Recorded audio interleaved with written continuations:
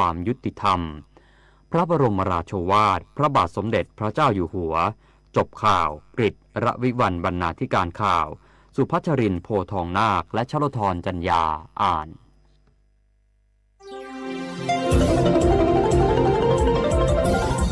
วิทยุแห่งประเทศไทยให้ความรู้กู้ความสุข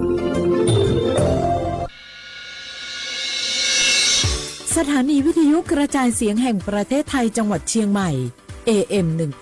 1476 กิโลเฮิรตซ์สถานีวิทยุภาคภาษาชาติพันธุ์แห่งเดียวในประเทศไทยที่มีความทันสมัยเชื่อถือได้สร้างอัตลักษณ์กลุ่มชาติพันธุ์สู่สากล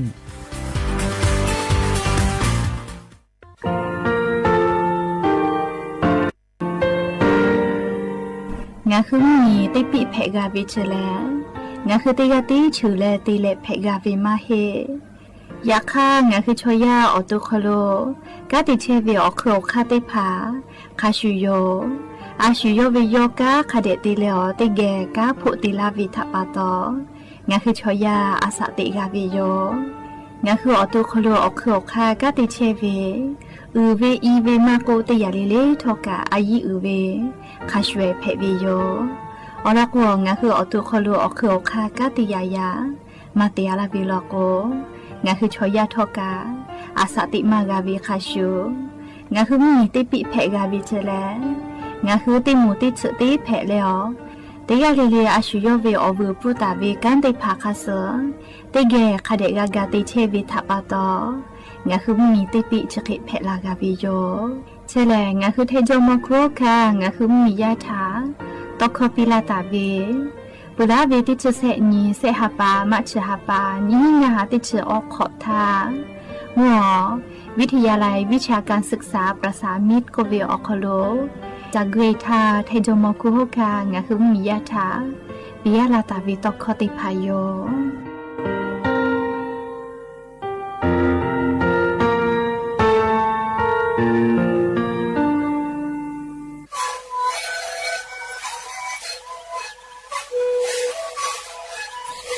คือมันคือยาแก้เชื้อเบียออกข้อเชื้อ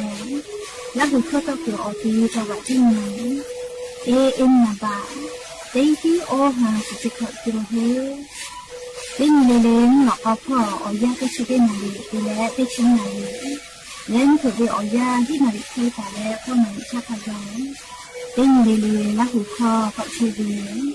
และนาแล้วหูคอก็เชื้อสมาในคาโบเมดิโซ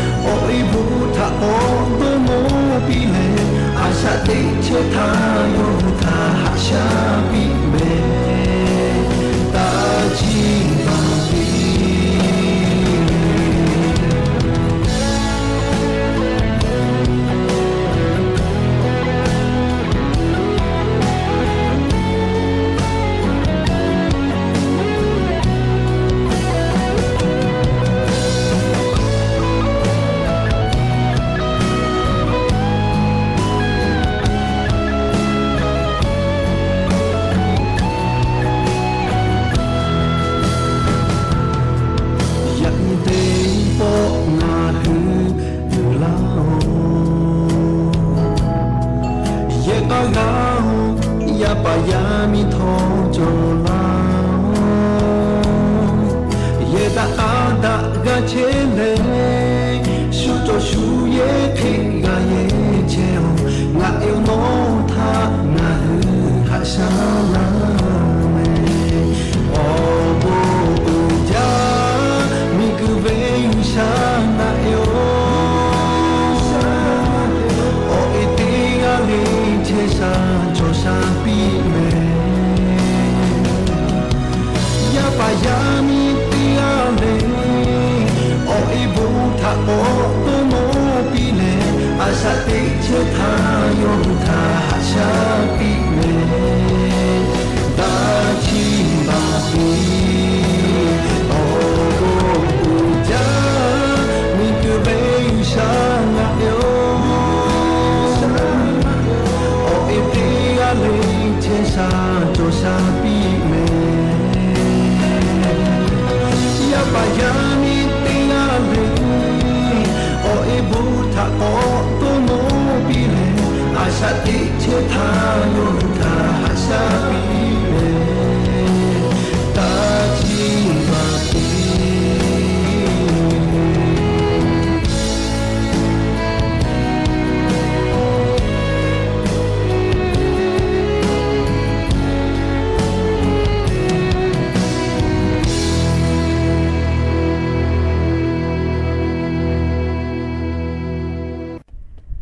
อบูดาจาวิโยอย่าเพิ่งหาติปอทอกาดาจาวิโอยาชติยาอคโลลิงาคือรายกาอบูดาจาก็วิโอคโลติปอกกามีลาแล้วชป้าอุปโลเชตาวิโอวิโอเนียราหุยาติพัทธติแกอคอกะกอกะดะเกเชวิทัปปะตออรอปืติกาลิลิทาตาอุยอยาวิโอคโลละเซจาและรายกาอบูดาจาอคโลหะอยู่ลาวิโยแม่ติคือติดอกะลิยานิสปึงานีก็เกาแม่ยะนี่แหละฮิฮาปาออกูฮาปาขอโลยะญอติชงานียะนี่แหละล่อนเพวิโยและจะขอทอกานี่ฮินี่ชงาขอสขอหาวิอวิอเนียระหุยาติเผาหาวิอวิอเนียระหุยาข้าพ่อช่วยพ่อโลเชตาเวข้าคิเพเชเลเตียเลลิกาจ้าเมดอแม่ซุเมกาเมเลอฮาเลดอซาเชอลินาหาเวอวิอเนียระหุยาติเผาเตฮาเลเลวิอยาฮินาริควตาและกอนาริทักไกเตฮาเลเลงาคือระหุคอรายกาอบูดาจา AM ติฮิโอฮาสจิคกิโลเฮิรตซ์วิทยุเรดิโอพอละหุคอตอไกเชวิโยเปิดตาเลนพอติพอ Facebook Fanpage สวทเชียงใหม่ AM 1476พอกะไลฟ์สดติดต่อไกเชวิโยข้าพอซาพอจโกอุพอพอนาและนี่คือระหุชอเจตาติแกโอกาปิดะไกเพวิโยแม่และอย่าเพิ่งหาวิอยาคโลทอกะยูเวลาตาเวมีพ่อเวซาตาอบูจอวิออลอติผาติเลกะนิมาซาตุลิควายติผากะยูเวลาตาวิโยจี้จอปากรมอุตุนิยมวิทยาพ่ออยู่คือฉันนี่แต่นี่แล้วออลอซาตาติผาปิลาตาเวเลงาคือยูเวลาโกนี่คือไทมิกอคโลกะจะได้เสวยอยา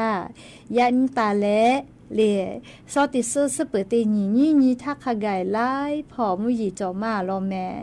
และเตกะติติแลมุยีกะลามาจาไกตุโยเจเคควอลาจละฮาแพตอลาวิอเจติพาทางาคือสติตาเลกาฟาตาจอวิอเจแลให้ปุขอวิกะลูลูลาอีกะโทเวมีปะเวมีกุยอเจลาวิเจติพาทากูเฮแลฟาตาเจยกว่าอย่างนี้งาคือแท้มุเมียวนาติตอพ่อโลกะ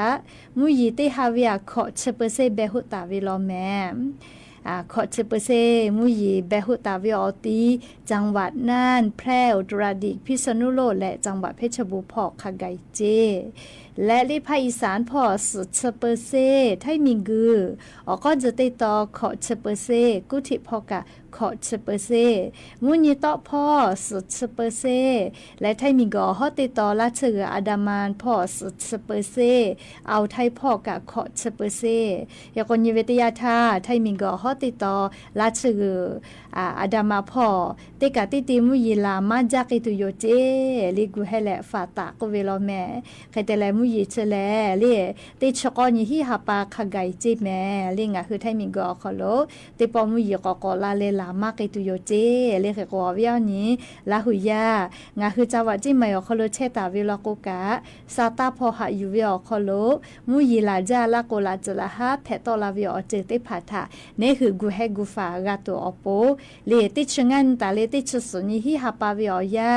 จาวะจิมายอคอโลเชตาวิอาเพอติผานาลีกูเฮเลฟาตาจเวเฮปขออีกาลูลูลาอีกาทูมีปะมีกุยอเจลาเวถาเลสติตาเลกูเฮกูฟาตาจเวอตีอาเพอโดยสเก็ตเจอาเพอเมแตอาเพอเวียงแหงพ่อและอาเพออมก้อยพอจีแม่ลิชแลกรมป้องกันและบรรเทาสาธารณภัยยูหืออลอซาตาติผาฟืลาตาวิโยเลขกงาหืออวิยเนี่ยละหุยาจาวะจิมายอคอโลเชอาเวเลอาเพอชติผาคอโลเชตาวิชอติผาแลซาตาพอหายูเวอคอโลเลติกาลิเลกะคาเดกูเฮกูฟาตาแม่แต่ก็แลเลียวเวียวเนี่ยละหุยาติพัทาลิชเป้าเป้าโลแพกไอเชเวมุชามุยีพ่อจ้าดาวิซาตาอลอติผาอยู่เวลาและอลอเปิดติต่องาคือละหุยาติพัทาจะเคชลากาลาวิโยแม่ใครติและเลี่ยงาคือจิใหม่อคโลเลีมหาวิทยาลัยพายับอคโลกายากอห่อเลี่ยจูจื้อแล้วจูห่อกายากอห่อลุยเวเลทางลอดก็เวอุโมงเลมอพายะพ่อเวจะได้ซื้อปึกขอนถ้าเราก็หุตุโยเจก้อนาริตาเลมเผือเป้าอ้อนาริขะไกเรียมซอนะก้อนาริเตเลมเผือเป้าอ้อนาริขะไกนะเลอุโมงเลจูขั้วจูห่อเลจูห่ออยากก็ลุยเวพายะพ่อลุยตุเวติจ้าเลอุโมงก็เวทางเรากะเตคาโลหูวิจิแมลีจะได้ซื้อปึกขอนยิมซอกก้อนาริตาและเลมเผือละเป้าอ้อนาริขะไกก็อยู่คือป้ายติผาลิบุเนี่ยเวติผาก็กูเวเจลิสิติผาก็กูเสเวทัปะตอเลจะได้ซื้อปึกขอนี้ติชขอนี้เลมุสอดากอนาริตาและลิมผุละป้ออนาริขะไกหัววิเจเลงะคืออวิเอาเนี่ยละหุยาจิไมวิพอเชวิชอติผาลอกกาอญอยาชเวอคโลอยากก็จะได้ผาทะจอกแม่ฮาวิเอาเนี่ยละหุยาติผายะเซทายและอจเจแทเวเลอามีตุวิเจเล่งะคือจิใหม่วิเล่แยกกลางเวียงติดต่อพ่ออามีตุวิจิแม่เล่ชนิดคือกาเลียมีดอกแปมากะหิเจเล่เยเตียเวนั่นเล่เยเตียเวดอกดาเวเซเยตุเกวจิแม่เล่ชนิดคืออามีทายุดามากะหิเจคือว่ายาเซทายเล่ยาเซทาติชตินาลิทาเจโกมาอามิตุอาลาวิเจเล่แยกกังเวียติต่อพ่อแย่ตึกแถวนะเล่เซเยตุเกวจิแม่เล่กะอามีอยู่แปมากะหิเจเล่อโลมาดอมากะวิอคโลงะคือไล่จือแทละปื้อรอลิชองะคือจิไม่วิอคโลแยกกังเวียติต่อพ่อเจเรียมีตุวิเจใครก็จะได้คือมีก็ติป่าเจ้าหน้าที่ได้ผ่าทอกาอามีตุเวียโทมาถาปะตอตุเวน่าเลยจะได้ผ่ากะชันเชหิวิโยเลจกะงะคือจาวะจิมายอคโลอย่าเซทาติชตินาลิวิอยาคโล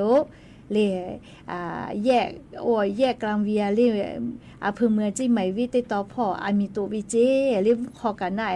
เกโกเลียวติชได้เผาคอโลจอกเอเลยอยากก็ชได้จ้าอามาติเลียก็โกช่วยกับปุเปตุเวกาลุติผากะติลุยเชเวเลยเกโกเวียเนี่ยละหุยากะเลวิวคอกะกะเลอมุขจอจะเคกะหมอเวลโกอยากก็เกาญูเวติจะทะก็จอและเยหิแม่ก็เพื่อเลยจิไมเวอลอไกสาลีจิไมเวอลอมาจาลีจะยาญิเวอยาก็โลมัมมีชอยาเนี่ยฮอคาปาเจก็มาเลียยอเวียมีฮับปีนิมาหาจาเลยยามีฮับปีเกี่ยวกับกอลาวิเจหอเผาขะแกกอลาเลอเลก็คือดาติเกี่ยวกับเชียก็เลยยามีมาแกจาโลลาวิเจอยากให้ยามีมาชอนะเลชอเอาสกอโจแค่ก็ยอแค่ก็ปีกามาติเกมากกว่าอีเลติเกมากกว่าเชกเอาก็ปีวินาเลแค่แต่เลยยาเดียวค่ะป่ามัมมีชอเจก็มาบึจาวิทัปตอยามีมาเลอาทิอยู่แล้วดอกแปะติลาวิเจอาลาเคกานาจาลอเมเลเคเตเลฟกาออฮิบะจอวิกาจือยู่เลพอยเจจะได้คือตาญู လေကယူကကိုจีလေဝိုက်ကြလို့လေတန်ညူကယူကကိုจีแม่เฮก็လေงาหือชอยามิหามาดาวิมาก็พอมีมาหือดาเวลากูกะလေมาหือเกาเวลากูกะคาเดติชิดาလေอซึมาจาหิทาเลติกามาติชิอะเลติกาก็มาเกเวลาก็เลมือลากูလေฮาชอฮาปะเตเวทัปปะตอนาเลงาคือลูวิสิเวอเจติผากับผู้กับแพะไกลาเวเรียกโกชกานาเลงาคือจิไหมวิอคโลแพะเวอายุจาวิสติแม่เรียยุคาเวเรียเจติผาเลอายุจาแม่เรียกโกวิอเนี่ยละหุยาติกาเลกาสติตาแต่ก็แลเลอลอสาตติภากาอยู่เวลาแล้วจะเกชลากาลาวิโยแม่ก็จ้าเลเรียติลอก็ไกษายานิกาสาตาเลยรออยู่เวลาวิทัปตอเลติลอก็ไกษาโนแม่ไอพอเจกุมาอันทาเลกรุบกาปกครองพ่อแล้วตาโยตาฮะติผามีเจ้าพ่อเนี่ยหาซาเทเวอหมดติผาแม่ไอคะเลแม่อเภอแม่ไอพ่อเนี่ยก็ละหุยากะชุจาเลมาเฮตุขมาโซเลชุมาบวาลาเลนะสาตาของมากาลาเลดิมาเฮนามาโซนาเลเนี่ยก็ชูเวเลเยติเชาเวเนี่ยก็เฮก็แม่ไอพ่อเจเลจุดแต่วิจิก็มาเลจุดแต่เลติชุขอกะเลจุดแต่กาวิเจเลียวยิจับปื้อเวกาจากาดอวิทัปตอจุดแต่กาวิเจใครแต่เลติผาลอกูนะเลดอชิกาชิเลตอกูเวทัปตอนัชตอกอติอคโลสกเลนัชตอปีไกตุโยเจเฮกว่าเลชดิคืออาจุยารัฐบาลเลรองนายกรัฐมนตรีในภูมิธรรมนะเลย่อนโยบายแต่เวนัชยิจับปื้อเวอจุดได้ผักคาเปยเลงคือไทยมีกอคโลกาสบากาเมไกสเวเจ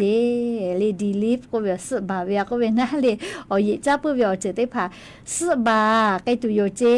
เลชดาปตอเลขอคู่หลอกคู่พ่อหลอกกาชดิเจแลเลมาจงมาแค่เวอยาวคโลจุดแต่เวนัชยิจับปื้อเวอจุดได้ผักลุผู้เวได้ผักจอตุโยเลขก็จะกาลาก็เลยมาทุลาเมเลลาก็เลยทุลาก็พอยกาเวนะเลขก็โนฮือเลช็อกคอเคเลเตลาเวเลตาโนตาฮากากวยเตลาเวนะเลขก็อวิอเนี่ยละหุยาติเผาอยิจับปุวิอเจติผาแลดาวิอเจปิลามากาเมลูตุสิตุวิอเจติผาติกาลาเวเมเลชราปตองาคือละหุยาติกาเลกาเลอยิจับปุวิอเจติผาทาเลตาจาโลนี้เลนัชกาตาติเจเลอยิจ้าผู้วิอจือเพวิทัปตออยิจ้าฮิลาวิเจ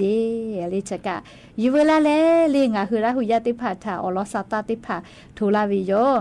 ก็จ้าเลงาคือไทยมีและกัมพูชามีเจ้าพ่อจ้าดาวิสาตากะเจ้ากอไกสาม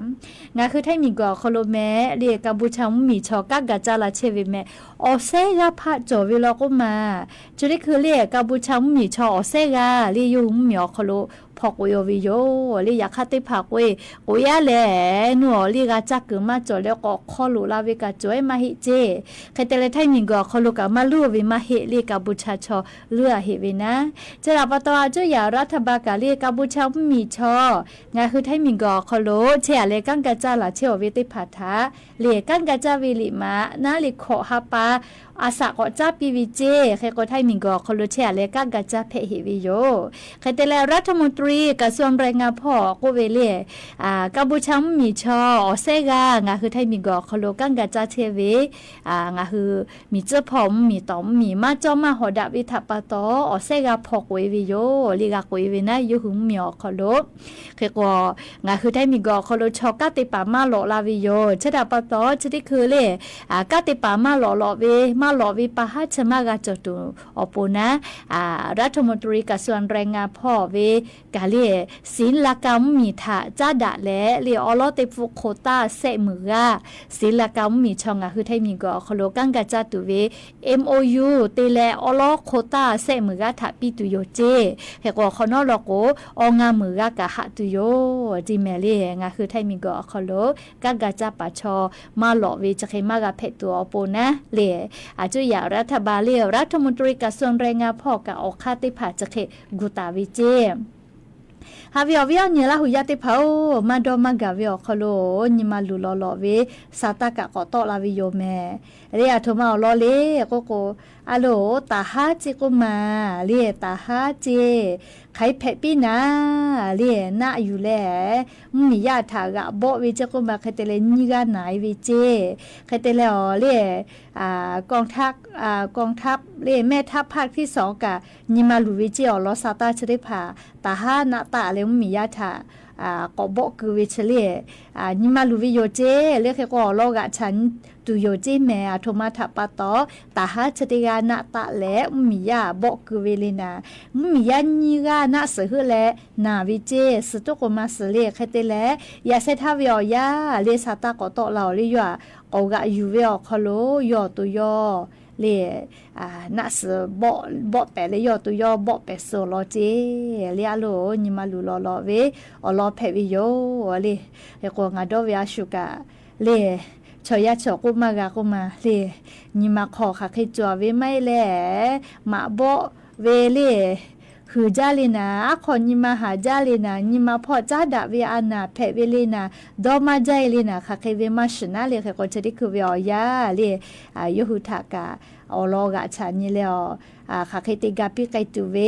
นาเลียวขอนอเชตาวิยกานาเลียคเตแลยอตุยอลกวยอขยอนะก็บ่เปโซโลเจเลชกานิมาลูลอเวซาตาอลอยเลชยากาดอตึกาตึเวอเจติผาจาจอปุวิโยเลดอตึกาตึอาลาโกเลดอตึกาตึตาวิปะหาค่ะให้พ่อติปูไกกาตุเวอคาจามากาเลเลจะเคติผากะแพไกปุวิโยเลดอมาปุจาวิชอติผาลโกเลนิมา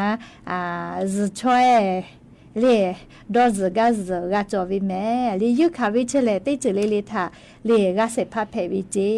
เล่ก็ชะกานิมาลูลอวิสาตายโยเฮก็กัมพูชามีชะกาเจเฮดอกกามาเจก็มางาคือไทยมีกป้อมีจิพอเล่มีสปุตุเวติพามีกขอติดุกาโลเจไลส์อยู่เราเล่คเตเลงาคือตาหาติพามีจิพอกะฉันปาทากานาเลนาเฮลามิสปุเวคือว่ากะชิยอตุกันนาเวเลอโลไลกากะเปเวโยเลเคกอลอชแลเลมาโบโอเลละจามาเยอโคแลจีชิปขอนกะก็เยลาวิทัปตอมิกโคโลเลไลมีทาโทเลอายิติตุโยเจเลกาบูชามีชอทาอายิติตุโยเจเลเคกอนิเวตยาทายอคือแลเลกูดะแต่ตาวิอเจติผาถามหาซาวิโกลุนะตอคอมหาซาวิโกกับเพวิโยเลอลอโกโยคือมาโบโกกะก็บ่คือละจ้ามาเยโกกะเลละจ้าก็เยเวอามิสแต่ลาเวนาเลชติผาเลหะอยู่มากาวิอเจโยเลเคกว่างาคือไทยมีกอคโลกะมีพอกาติปากาออกคากุเชวิโยเลอเวียเนี่ยละหุยาติเผานิเวตยาทาไลพอซาตาถานิเวตยาทาเลงาคือกามอวิโยเลมาติกุมาติจอวิอเจกะกอติลาเวทาปะตองคือไทมีกะขามากากุนะเลแค่ว่ากาติเตดะตาเวจิชิตาเวคาสึอายิมากะติลา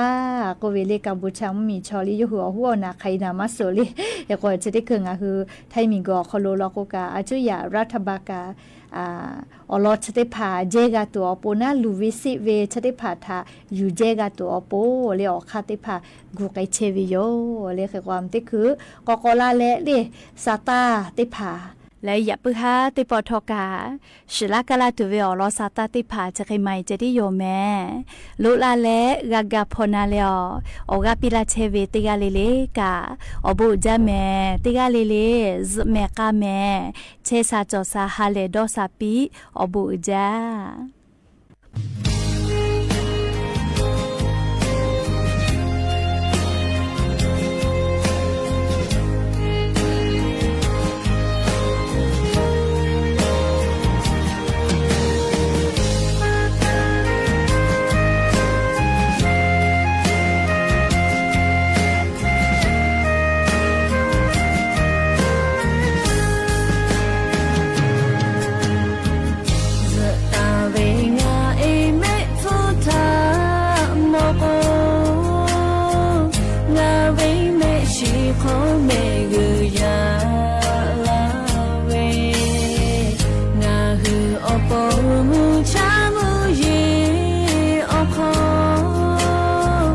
Yo,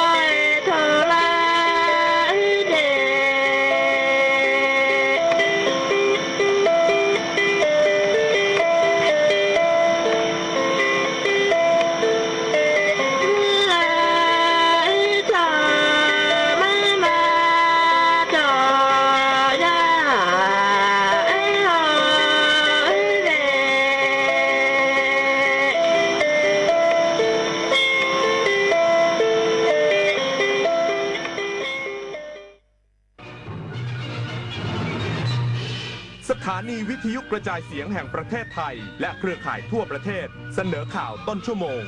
รู้เร็วรู้จริงเกาะติดทุกสถานการณ์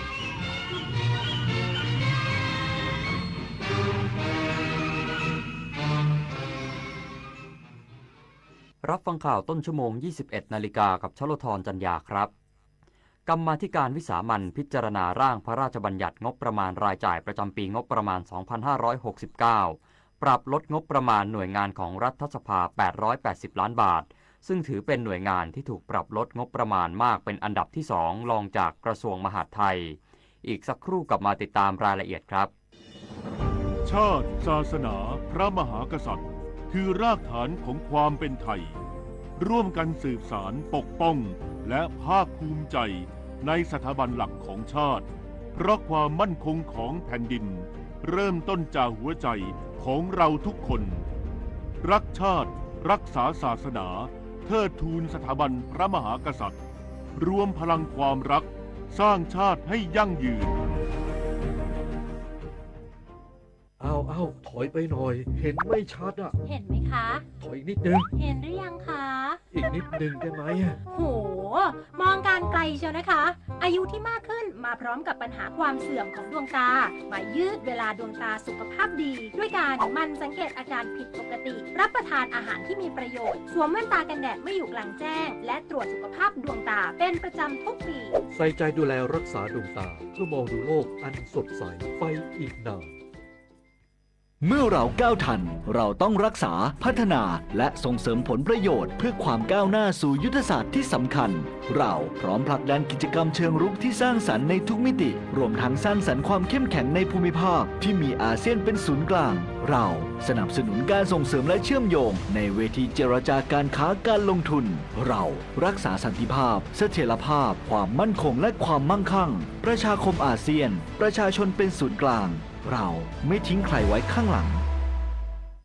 สายบุญยุค New Normal ใช่คุณหรือเปล่าสัตว์โลกน่ารักที่น่าสงสารสร้างวัดสร้างโบสถ์เธอว่าบุญหนักทำบุญสร้างบุญสร้างกุศลโอ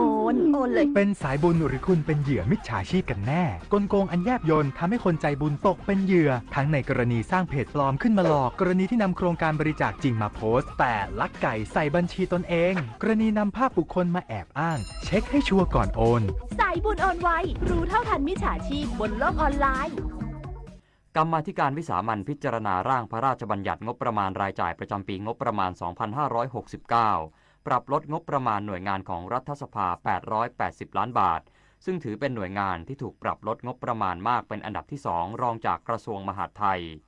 นายคเนศ เครือรัตน์ สส ศรีสะเกษในฐานะกรรมาธิการวิสามัญพิจารณาร่างพระราชบัญญัติงบประมาณรายจ่ายประจำปีงบประมาณ 2569 กล่าวว่า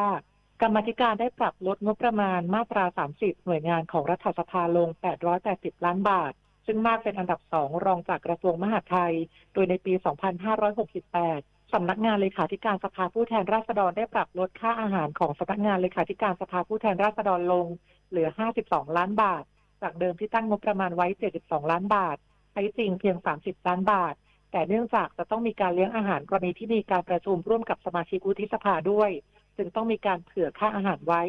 ทั้งนี้การปรับลดงบบางรายการมีการปรับลดลงทั้งโครงการบางรายการมีการปรับลดลงเพียงบางส่วนเช่นการปรับปรุงห้องอาหาร3ห้องจากที่จะมีการปรับปรุง6ห้องส่วนห้องรับรองคณะรัฐมนตรีปรับลดงบประมาณทั้งโครงการเนื่องจากคณะรัฐมนตรีไม่เคยมีการมาใช้งานเลยธนพร ปรุณฤทธิ์รายงาน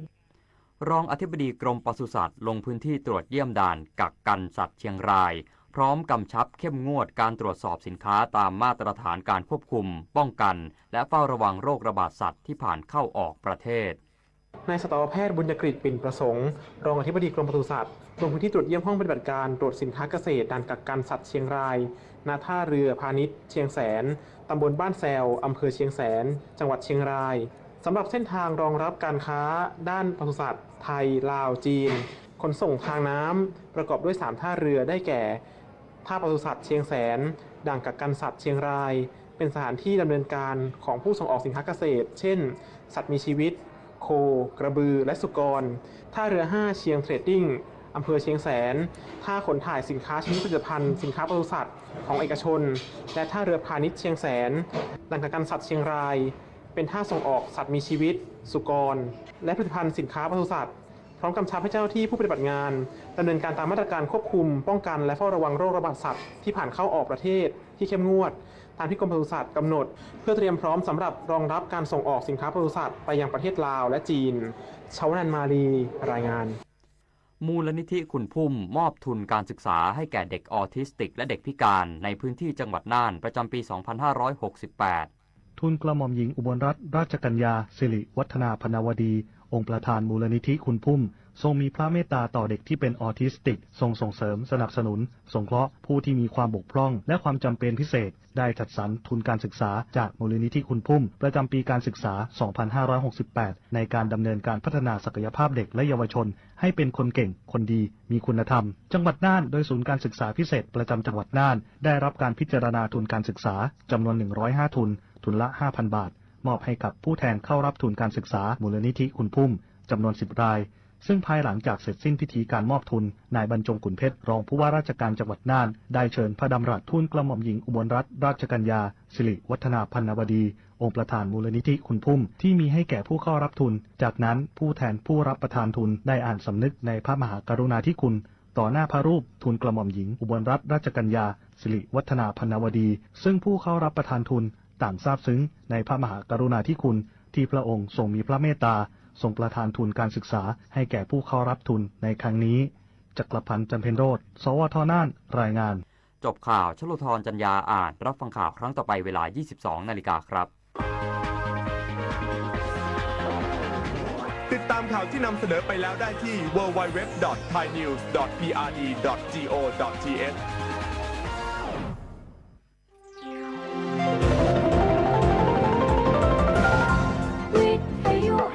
ประเทศไทยให้ความรู้กู้ความสุข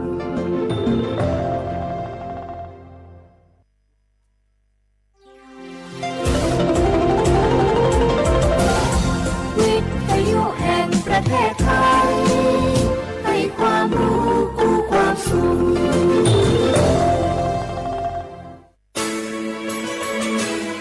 สถานีวิทยุกระจายเสียงแห่งประเทศไทยจังหวัดเชียงใหม่AM 1476 กิโลเฮิรตซ์สถานีวิทยุภาคภาษาชาติพันธุ์แห่งเดียวในประเทศไทยที่มีความทันสมัยเชื่อถือได้สร้างอัตลักษณ์กลุ่มชาติพันธุ์สู่สากล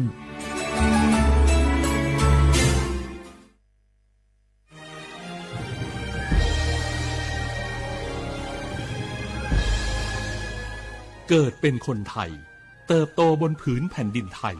จงภูมิใจในความเป็นไทยชาติไทยเรานั้นนับเป็นชาติที่มีความเป็นมาเก่าแก่ยาวนานเรามีภาษาวัฒนธรรมและมีสิ่งต่างๆที่เป็นเอกลักษณ์ให้เราได้ภาคภูมิใจในความเป็นคนไทยเราควรเห็นคุณค่าและมีความรักชาติหวงแหนแผ่นดินอันเป็นมรดกของบรรพชนร่วมภาคภูมิใจในความเป็นไทย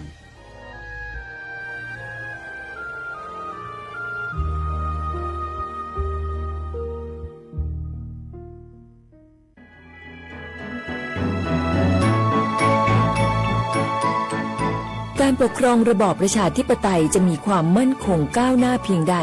ขึ้นอยู่กับการที่ประชาชนในชาติรู้จักสิทธิเสรีภาพทำหน้าที่ตามความรับผิดชอบและมีคุณธรรมเมื่อมีความคิดเห็นที่แตกต่างเราจึงต้องเรียนรู้และแก้ปัญหาไปด้วยกันด้วยความสามัคคีปรองดองของคนไทยทั้งชาติเพื่อก้าวสู่ประชาธิปไตยที่มั่นคงรู้สิทธิรู้หน้าที่ตามวิถีประชาธิปไตย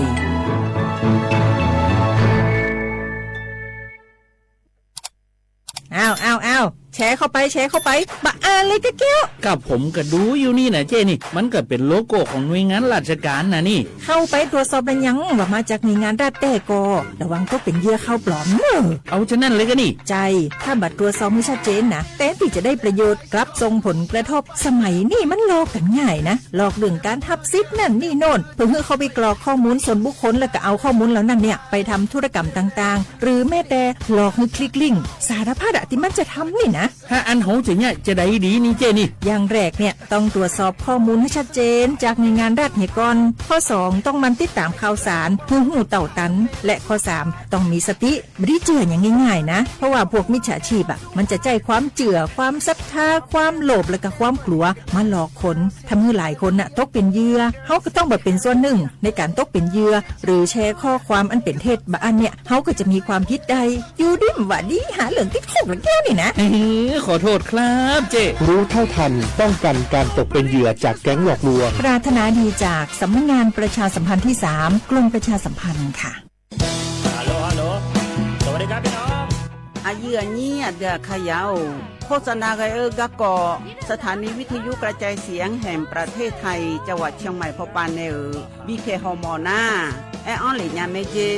สถานีวิทยุกระจายเสียงแห่งประเทศไทยเฮนาอย่าซินุกอนบีเอดูอย่าล่อนแต่ช่องหางละหาเชลกับปอจาการเนอดูพ่ออีสอนนี่กามาเล่าเนกามองขากากาอีกุญญาอายุเนียวโฆษณาบีเกหมอญาแล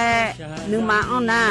นากาไงเหลียวแน่ไงชอนยางายีเนียวนากาสัมโบนาขอนี่จำยองาซุงนี่สีโกจำยอโกเย่และงาเดใจที่โบนาขอนี่จำยอเวนี่โกเย่งาสีเวและงายีเนียวมาเจอเกญา我是ชายนี่รู้กันไหมสิทธิบัตรทองหรือบัตร30 บาทเป็นสิทธิหลักประกันสุขภาพตามกฎหมายที่ช่วยคุ้มครองคนไทยทุกคนให้เข้าถึงบริการสุขภาพที่จำเป็นโดยไม่ต้องเสียค่าใช้จ่ายเลยนะครอบคลุมทั้งการรักษาพยาบาลการป้องกันโรคการฟื้นฟูสมรรถภาพทางการแพทย์เรียกว่าช่วยให้คนไทยอุ่นใจกันเลยทีเดียวสอบถามเพิ่มเติมสายด่วนสปสช1330ข้าชอเวน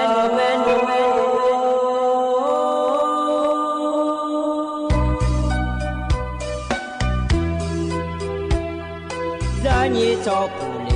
啊，到我土呀卡不，让你怎么灵啊，到我朝呀卡不，错怕马西早茶路啊那一步，什么我那马西过来呀一步，我努马西。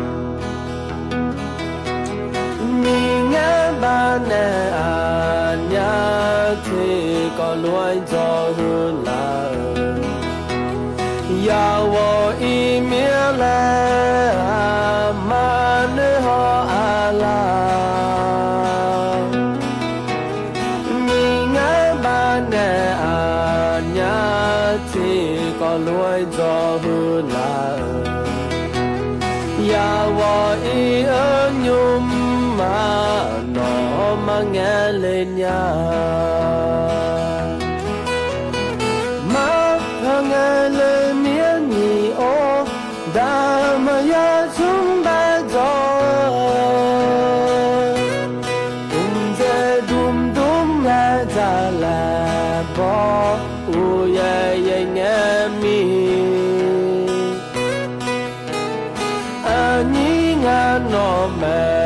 处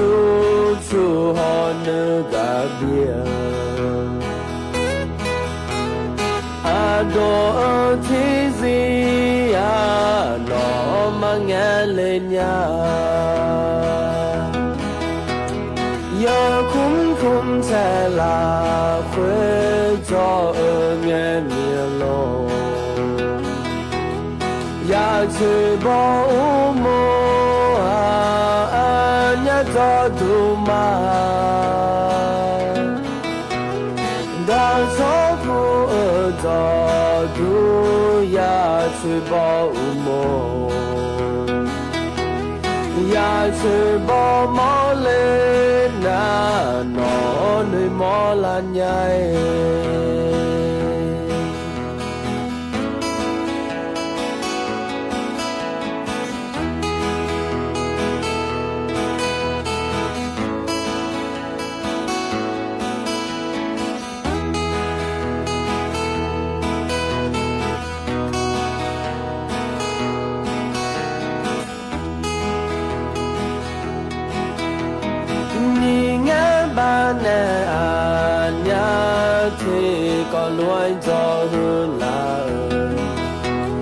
要我一面来嘛呢好阿拉，你爱把呢阿娘提个来做不来，要我一二牛嘛那么眼泪呀。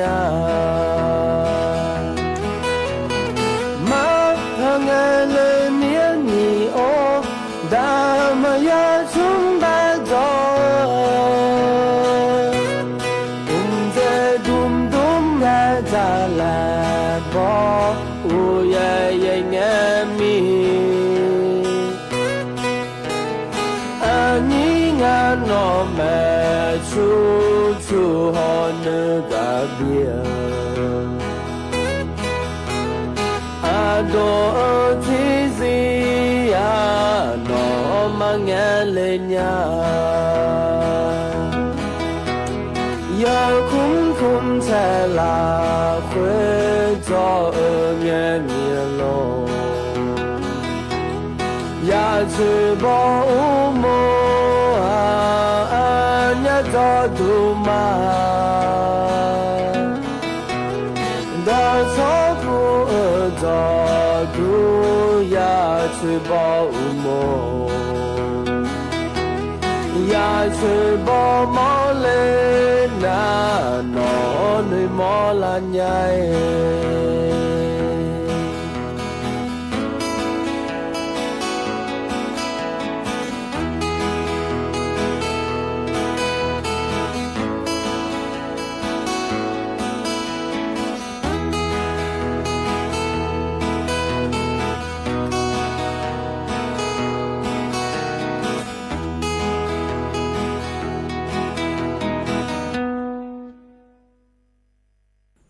อุจิพออุตุธรรมะเดไอยินิโยกานาลุเนยินิโยนิมจิกะลอยินิโยมีนาลุทอนจัวโลไอยินิโยกานาลุเนพยาทอนจัวเมียเดยินิโยเดนิมจิลอยินิโยจนเจองานนางมีชาลาเมเดยินิโยวันศุกร์งานงานเนยินิเทมินาลอนิมจินางานเนอายุเจเหมือนแนที่คอลุจดามาเดยินิโยเดยุมเฮกะเฮยามนาลีวัวละเจียงานในนิยมยากานะขอเนี่ยนักการนี่ล้ออยู่ฮะกะอยู่ฮะยามัวเนี่ยเราเลยเห็นนี่ยุมนาล้อนาอายามละคุยชาลาเนี่ยวันนั้นเนี่ยนะฮะจอดูเฮกะเดือดไทยมีของเราคุยจอเห็นนี่นะเราเลยเฮกะพอจอเดือดนะล้ออย่าพอหย่อนนะที่การนะอุจิเราไม่ใช่จีเอขอยาเดียเห็นเนี่ยเดฮิบาเกาหลีมีของปาโลแล้วล้อไอ้ขอเนี่ยฮึบะสหรัฐอเมริกาพี่ของปาโลเลยนะขอเนี่ยฮึบะพออุสสละในจางาแต่เยเด็ดที่กันนะโฮโลยังแต่มีของเสียล้อเฮพออุจิงาละที่พอบังล้อมีของที่พอบานั่นแล้วก็หอปะแล้วงาแต่เยเนียวล้อมีของเฮแล้วยอลองแล้วก็เนี่ยเลยล้ออยู่หามาดูอยู่หาเนี่ยฉันไม่เนี่ยล้อเยเนียวถึงไม่เนี่ยที่พออุจินะที่พอนะก็ล้อเลยเยนี้ ถึงมีเนี่ยรอเย็นเนี่ยก็จะเกิดขอเนี่ยอุศรแล้วก็มารอเย็นเนี่ยที่เขารู้จดามาเดเย็นเนี่ยเดเธอเนี่ยเฮก้าหมอกมัวดูเนี่ยทนเยอะมาเย็นเนี่ยหมอกมัวดูเฮน่าขอเนี่ยรัฐบาลเขาไปเราก็ขับหมอกเย็นเนี่ยก็ถ่ายมีของรอเย็นเนี่ยถึงมีเนี่ยเราก็พอในจักรแอกาโดนเนี่ยเราเมียนี่นะขอในรัฐบาลก็เกาะเราตัวจิ๋มน้าหัวลงงาเทียเย็นเนี่ยเราไอ้ขอเนี่ยเราที่ปวนาเราหยามยานะขอเนี่ยเย็นนี่ก็ต้องเชื่อก็เกาะโลอยู่มือจะซาดูก็เกาะโลแล้วเราอาเดืออาคาเดจิตเกาะโลแล้วเฮก็พอเนี่ยจักรแอกาดาเนี่ยบิสิบิกามาเดเย็นเนี่ยเดถึงมีเนี่ยเราเย็นเนี่ยย้อนหลุดชันแท้ในหน้าหาเราหรือน่าหาเนี่ยแม่เย็นเนี่ยเราก็พอก็ดูนะขอเนี่ยหูบ้านเนี่ยเราเฟซบุ๊กเธอเนี่ยมาบิโดมาจามีนาเนี่ยเรามาข้อปาเนี่ยสมเชื่อเชื่องาเชื่อโคตรเพล่างาเย็นเนี่ยกันเนี่ยเย็นนี่เนี่ยเราอย่านอนนาลุอุตสาหที่ยามอุจิที่ยามได้เย็นนี่เนี่ยทนเจอเราเย็นเนี่ยยุ่งจีนเกินนี่ห้องเนี่ยไม่หัวปาก็ดูขอนี่เราหัวเราอย่าย้อนนาลุเย็นนี่เนี่ยทนเจอมาเดเธอเนี่ยรัฐบาลปานในบินหนามาเงินหนาเราเย็นเนี่ยให้เราข้างนึงสอก็ดูนะขอเนี่ยนาฬิกาล้านเนี่ยเย่หลายที่เกินเกินนี่นะขอนี้รัฐบาลป่าเย่นี่เนี่ยจากการแอกาก็เธอรัฐบาลปัจจาการแอกามิเนี่ยเย่หลายเนี่ยเย่หลายที่เกินเกินนี่นะอย่ามาอย่ายุ่งโขดไว้หนาเนี่ยรอเย่เนี่ยเย่หลายที่เกินเนี่ยวัวหลังเกินนี่แล้วพัฒนจุลมาเดอาคานุสอนะเราที่มินะอาคานุสอรอแต่ก็เธอยามละคือเย่นี่ทนจุลเนี่ยนะหันยาไม่เดเย่เนี่ยเดน่าสมบูรณ์ตัวยายอมยากอาคานุสอขอเนี่ยก่อนนะอายามะฉลาดไหมอินเนอร์คนนี้สมบูรณ์จะเกินนะล่ะที่อันนั้นนะขอเนี่ยพิเศษจะจ่อยล่ะที่อันนั้นอายามยามแม่เนี่ยมันเงี้ยเนี่ยดามาเราอภิอาบอเราอยู่หากันยาลัวชาวบ้านเนี่ยเราเดยมยาจีขอเนี่ยจะเกิดง่ายเนี่ยสมบูรณ์ตัวอย่างงั้นล่ะแล้วแต่สิจกันจะเกิดแต่มันเงี้ยเราอยู่หาชาวบ้านเนี่ยก็ดูเราอย่าจะเกิดไม่เด็กคนเราจะนักละนาดามาเราแม่เราอยู่หายามอายามเราอยู่ด้วยเนี่ยแม่เราเดเนี่ยเดอันนี้จริงๆที่เขารู้แล้วจดามาเย็นเนี่ยเราเธอเนี่ยก็จะมีก็แหลมถ่ายจะไม่ได้อาคารโนอายามพากันยาหรือจะกายอากาศด้านไหนมาถึงไม่เนี่ยเย็นนี้เฟซบุ๊กประเด็นนะหาลูนะรอเย็นเนี่ยกดไลค์กดแชร์เธอจะไหนจะไม่ได้เย็นเนี่ยเดเห็นกันเนี่ยนะรอเย็นเนี่ยอันเนาะเย็นเนี่ยจะมาจะกายอากาศด้านไหนมาได้เย็นเนี่ยอันนี้จีฮก้าเย็นนี่เนี่ยทนเจอล้ออดีตอาคารอันนั้นน่าลองที่น่าฉลาดง่ายเย็นเนี่ยล้อบลาสีน่าเย่สีอาโคน่าแซ่ที่คงอดีตเย็นเนี่ยไทยอันนั้นน่าอินาวันศุกร์ล้ออันนั้นน่าอันนั้นเชื่องาบลาสีน่าขอเนี่ยสิงหาคมและขั้วสีเดอาโคน่าหยิบพังอายาโกที่เย่งอดีตเย็นเนี่ยน่าขอเนี่ยโคโตละโตล้อเย็นนี่เนี่ยทนเจอนิ่มจีอายามหลักรอเย็นเนี่ยงั้นก็แลมถ่ายเฮอมันจะกอากาศด้านในมีนายต่อชาที่บิมแล้วนะฮะดามาเดเย็นเนี่ยเดงั้นอันจริงงั้นแล้วเขาเลยและชาต่อชาเย็นเนี่ยหรอเฮอบิมที่เขาเลยนะฮะเบียดามาเย็นเนี่ย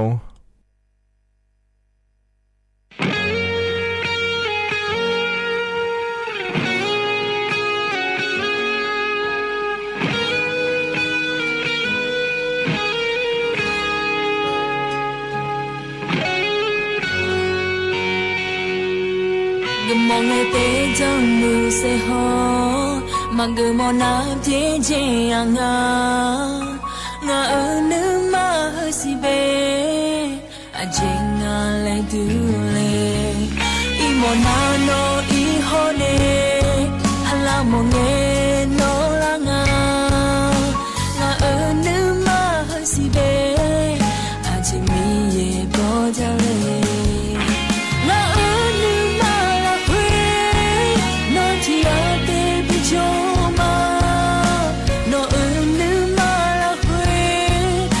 ที่อาเตมังงาง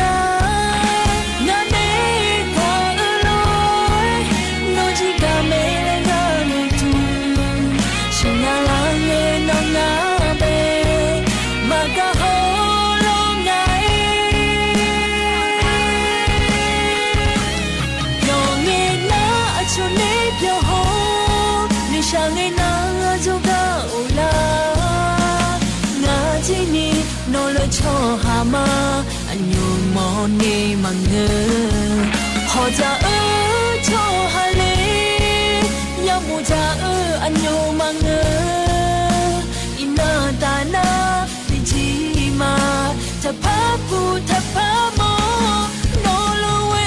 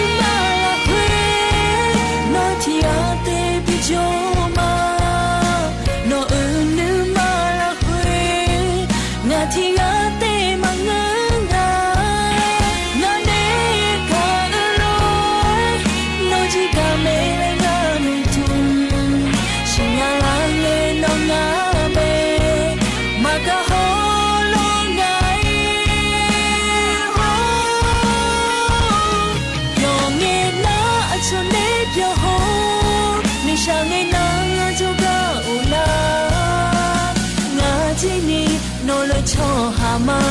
အညိုမောနေမငယ်ဟောကြချောဟာလေရောက်မှုကြအညိုမငယ်အနာတာနာဒီချီမာတဖပူတဖမောယောငေနာအချွန်နေပြောဟောနိရှာငေနာငါကြောကအိုလာငါချင်းနီနော်လေချောဟာမ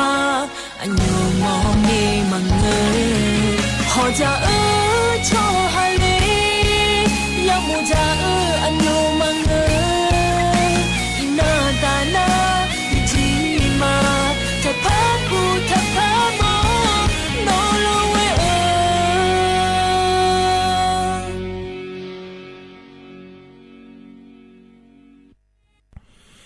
အတကညုံဖနေบินะหาดาตชาตกะทบยุมนาลอเยညောငန်းအဂျင်ငလဲဟောလေလက်ချตชางาเดเยညေเดယောဂနာလွန်ဖောနေบินะหาดาကအာယနာဟာပြောဒူလောเยညေဟကจนปาลาเนนะหาลาအเยညယောဂနာလူဟဲဥဒုထမเดเยညေမခောပနေนะหาမအဲလော Facebook ပနေนะหาမအဲเดเยညေလောတိခောလောจุดามาเยညလောကကောเฮกะแลมทาเฮเยเนียจะกะอากาศดานั้นบิสิบิกะมาเดเยเนียจะละเงเฮจออายามละค่อยละขอนิยมญาเจยมญาก็อย่างง่าแท้เยเนี่ยเราตะกะไทยมีของปาในกัมพูชามีของปาแม้รัฐบาลปาแม้รอเยเนี่ยก็จะกะอากาศดาเนี่ยมาเยเนี่ยหรอเฮกะจะละเงยินสุมนาเฮนะขอนี่รอเยเนี่ยรัฐบาลปาก็ดูเฮเนี่ยรอเธอเนี่ยสสพปะงานเนี่ยเยนี้รอตะกะรัฐสภาและคูก็บอจาอย่างอเดยเนี่ยเดบอจาก็ดูนะขอเนี่ยเราก็ก่อนนะเฮก็เกิดแล้วในยาขอเราปีงบประมาณ 2569 และคูงาเทเยเนี่ยอันนนติบาลาเชสีในอันดับแบดเดที่โคพิวอยู่เมื่อโยอยู่มันก็ดูเลยและยุ่มดาเถอะนะเราเยเนี่ยขวยจีเงี้ยคือมันเงงาเดขวยจีนะสมเชติบาลาชิดนี่เสียงเบลล์ไอ้คนเนี่ยเดือดไทยมีคนละขวยพิวอยู่ดาที่โคก็ดูนะบาลาเชสีอันนั้นตีเนี่ยคนน่ารู้ยุ่มได้เนี่ยหรอที่มิเนี่ยเฮก็เพลก็เลยดื้อมิเนี่ยเธอก็บอจาง่ายเนี่ยหรอเฮน่าเกล้าหัวรัฐบาลป่าหรอพิวอันยานี่ยุ่มเนี่ยอาเจอเกกากกองยายุ่มดังแล้วเราเนี่ยเธอก็สอปังเนี่ยมีคนตัวนี้บิกาเกก็ดูแลบอจากาเอกาง่ายเนี่ยนี่น้องสมน้อยเบนี่หรอเชื่อสมเชื่อเชื่อง่ายอีน้องก็นี่หาขนมอเดียขาดอจีอายามละคุยจีจริงอ่ะฮอนาเราเมื่อนาอย่ามาติดแล้วยู่หลงผ่าล้อเยเนี่ยถึงมีแน่เราเลยเยเนี่ยฉันเท่านั้นนะหันอย่าแม่ล้อแต่ก็ผิวอยู่หัวปลาก็ดูฉางาเกงาโลแล้วล้อแต่ก็สพอปานเนี่ยรัฐบาลปานเนี่ยจากไอ้กาก็น่าชอบฝ่ายค้านนะคุณว่ารัฐบาลปานเนี่ยมีก็เขาพอปานเนี่ยขอเนี่ยผิวหัวโลอยู่หัวเจ๊งอ่ะดูงาโลแล้วฉางาโลแล้วเนี่ยก็ไอ้เกิดกาขอเนี่ย นะหาจะไม่เดเยเนียเดอะคโนนาลีเชล่ะเบียงล่าอายามนะคุกนี่เจอีกะกะเนี่ยเงียวดูเยเนี่ยอะลอที่มีแน่นะหาจะแม่เยเนี่ยเฮนาเกเลลอโขอันผิวเจอยู่มันละทบาปาเกก็ปาอยู่หยางะแล้วเยเนี่ยจะกะเอกะกะดุงะเดแล้วจะกะเอกะดาเนเลเดเยเนี่ยเฮออะดัมเบลกะก็ลอเยเนี่ยน่าใจที่ก็กะดูนะคนในไทยมีของเฮาปาฮอนเนกัมพูชามีของปากระดูลอยจนนาลุนาขอเนี่ยเธอนายจิรายุห่วงทรัพย์ลอยเหเนี่ยโฆษกประจำสำนักนายกรัฐมนตรีและงานไทยเนี่ยรอเธอแน่รัฐบาลก็รอจะกะแอกากะรออินนองนิมสอนาลีสิลาอายามเมละเขยรอเหเนี่ยอยู่ในจะกะแอกากะดูนาอาคารนึสอเจเนี่ยรออาคารนึสออันเช็กกเงินเดียเนี่ยเดือดกระทรวงการต่างประเทศและคุณอาเทยเนี่ยเราเฮก้าชวนมีคนได้จุดตาปะฮอลิดาเราเนี่ยเธอก้าเนี่ยชอบคณะทูตและคุณอาเทเราเยอะมีคนเนี่ยก้าเดือดไทยมีคนละคุยโจเยชูเดือดและยังก็เราเนี่ยนี้เธอก้าเสือเนี่ยเราจังหวัดอุบลราชธานีห้องในจังหวัดศรีสะเกษและคูก้าเสือในบิหอเยเจเนี่ยเธอก้าผามออีแดงและคูก้าเราเนี่ยจลังเนี่ยเจจาก็ตุงาเขาในยุ่มทกลาเบอร์ลอกาเนี่ยโอลอเลเจกาลอเลยเยนี่บิหอเยก็ดูเดและงาเทเยเนี่ยลอนะเธอแต่มาเงอลอเยเนี่ยทกภูมะเขือและคูกาขอในบิหออีมาเดและงาเทน่าเธอแต่มาเงอเยเนี่ยบ้านหนองเม็กตำบลสาวธงชัยอำเภอกันทะลักหล่อโรงเรียนภูมิสวิทยาและถึงอาเทยเนี่ยเหรออำเภอศรีสะเกษก็เธอเดินขอเนี่ย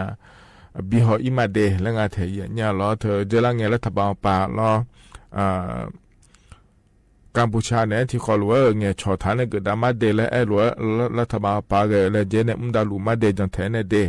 และงาเทยเนี่ยไอ้เราเธอมีเนี่ยเราเลยนี่เธอก็ขันุสอคณะทูตและขั้วเธอเสือเนี่ยบิหออิมาเดและงาเยเนียวไอ้คนนี้ล้อตะกาเนี่ยเชติกาสีเมือละคุยอินุมนาคนเนี่ยดาฮะคนเนี่ยบิโลลุงอาสิเดเยเนี่ยเดเธอเดือดไทยมีของบิลาสันเนี่ยเดือดไทยชั่วหางเธอเนี่ยบิฮอกาดูเดและงานเนี่ยเยนี้ล้อเธอมีเนี่ยอินุมเกอคนเนี่ยดาฮะพอปากาที่เป็นที่โลเลเจเนี่ยกะมุลุไม่เดตะกาสีเมือละคุยนะและตัวเกิดงานเทเยเนี่ยล้อนั่นละเบอร์หุ่มก็ดูขอเนี่ยยุ่งไม่ขอรู้ไหมเนี่ยเหรอหูถึงก็ดูแลเงินเนี่ยอย่าเรายุ่งละเบอร์ผัวเราคุยยุ่งเราคุยยังงาโลโยงาโลแล้วขอเนี่ยขอเนี่ยมอนะขอเนี่ยเราจอก็ดูเราละปาเจก็ดูแล้วจันทร์ไม่เดย์เนี่ยเดย์นั่นถึงก็ขอก็เงี้ยเราเจริญเงี้ยเราเลยอย่างนี้ก็ดูแลแต่นะขอเนี่ยกัมพูชามีของปาก็ดูนะเราเดือดไทยมีของปลาระเบิดเบี้ยหล่าล้มเบื่อหล่าในโลเล่หล่อเยอะเนียวดาฮะปลาเตะเบื่อหล่ามังเงอหล่อเบี้ยหล่ามังเงอผัวเกินเนียวหล่อเยอะเนียวชั่วหาจอก็เกินเนียว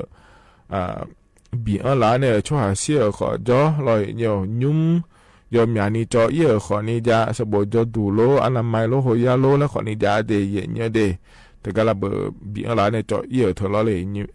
ะเนียวหล่อเธอไม่ได้ยุ่มแต่ก็กรมโยธาและคู่งานเทียเนี่ยรัฐบาลป่าก็ดูนะขอนี้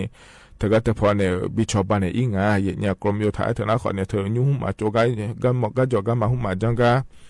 ฮอลิดาพอป่าเนี่ยแม่เนี่ยนี่รอเธอก็สี่มือละคุย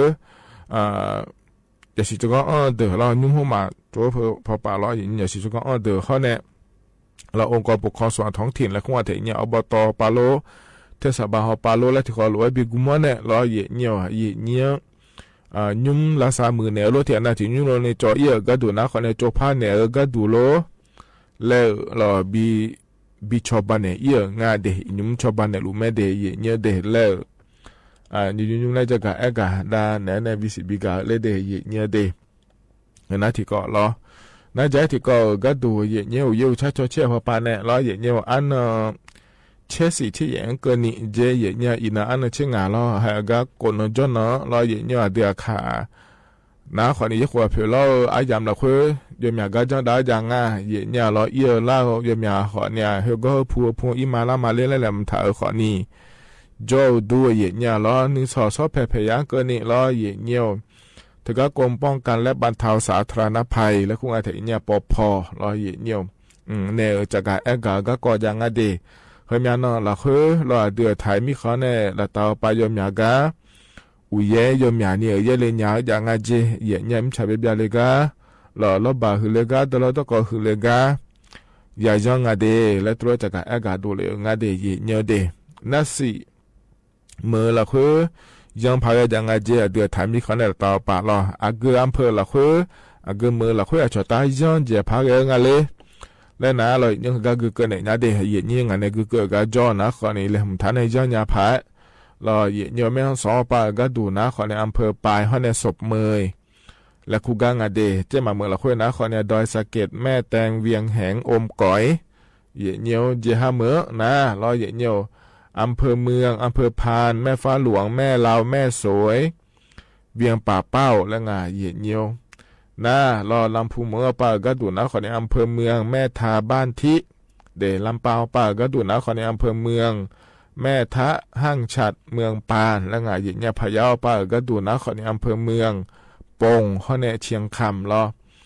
หน้าจังหวัดหน้าหอป่าก็ดูนะขอในอำเภอเชียงกลางรอท่าวังผานาน้อยบ่อเกลือข้อในปัวและงาดีจังหวัดตากข้อป่าก็ดูรอตากเมืองเราคุยนะขอในอำเภอท่าสองยางแม่ระมาดแม่สอดอุ้มผาง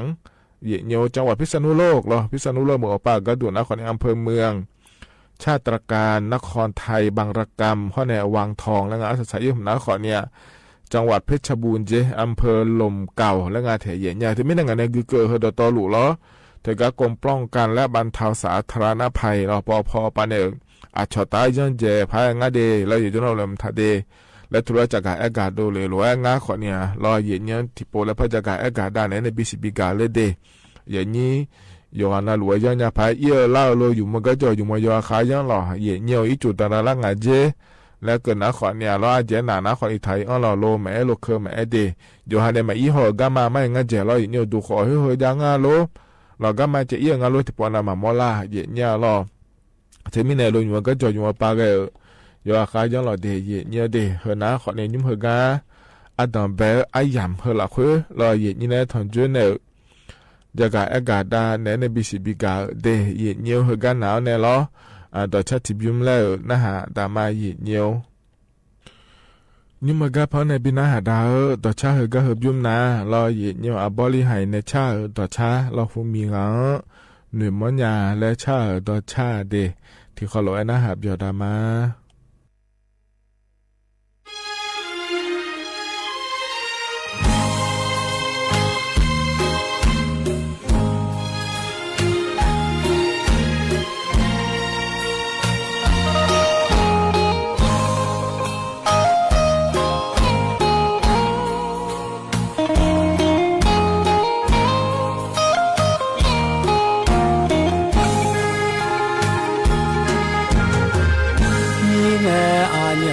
thì phù lo có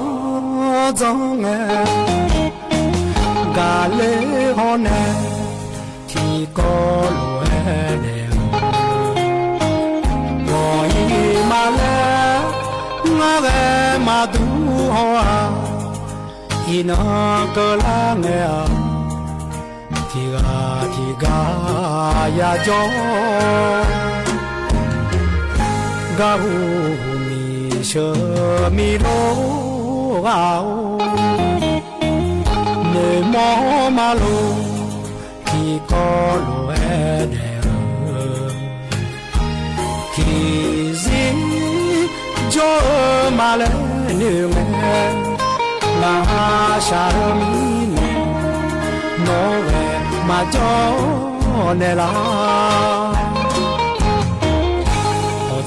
ra nghe nơi đô lan họ xì nhà ni nóng cả nhà khi chủ đô nghe phan nơi đô la họ ni cứ chủ nhà ni nóng cả nhà ngàn nghe chứ ye khó nghe chờ mi lô gạo mưa mi loang ga ơn ga 起下早呢嘛表一呀，这个呀那一个，弄得你多拉呀，小个嘛来你们阿个做呢嘛怕表呀。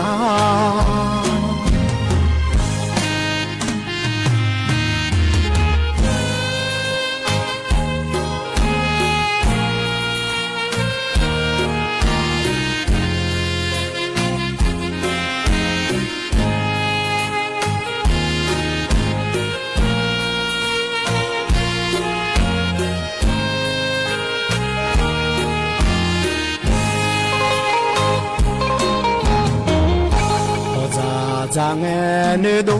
la na họ xì nhà ni nong cả nhà khi chủ đô la pan nơi đô la họ ni chủ nhà ni nong cả nhà ngàn nghe chứ ye khô khô nghe chờ mi lô ao mưa mi loang ga nữ ga chỉ khá giáo nè mà biểu nhà chế cô yam na ing mong ta nhẹ đô la nhà chờ cô mà lên được mẹ cứ gió nè mà pha biểu nhà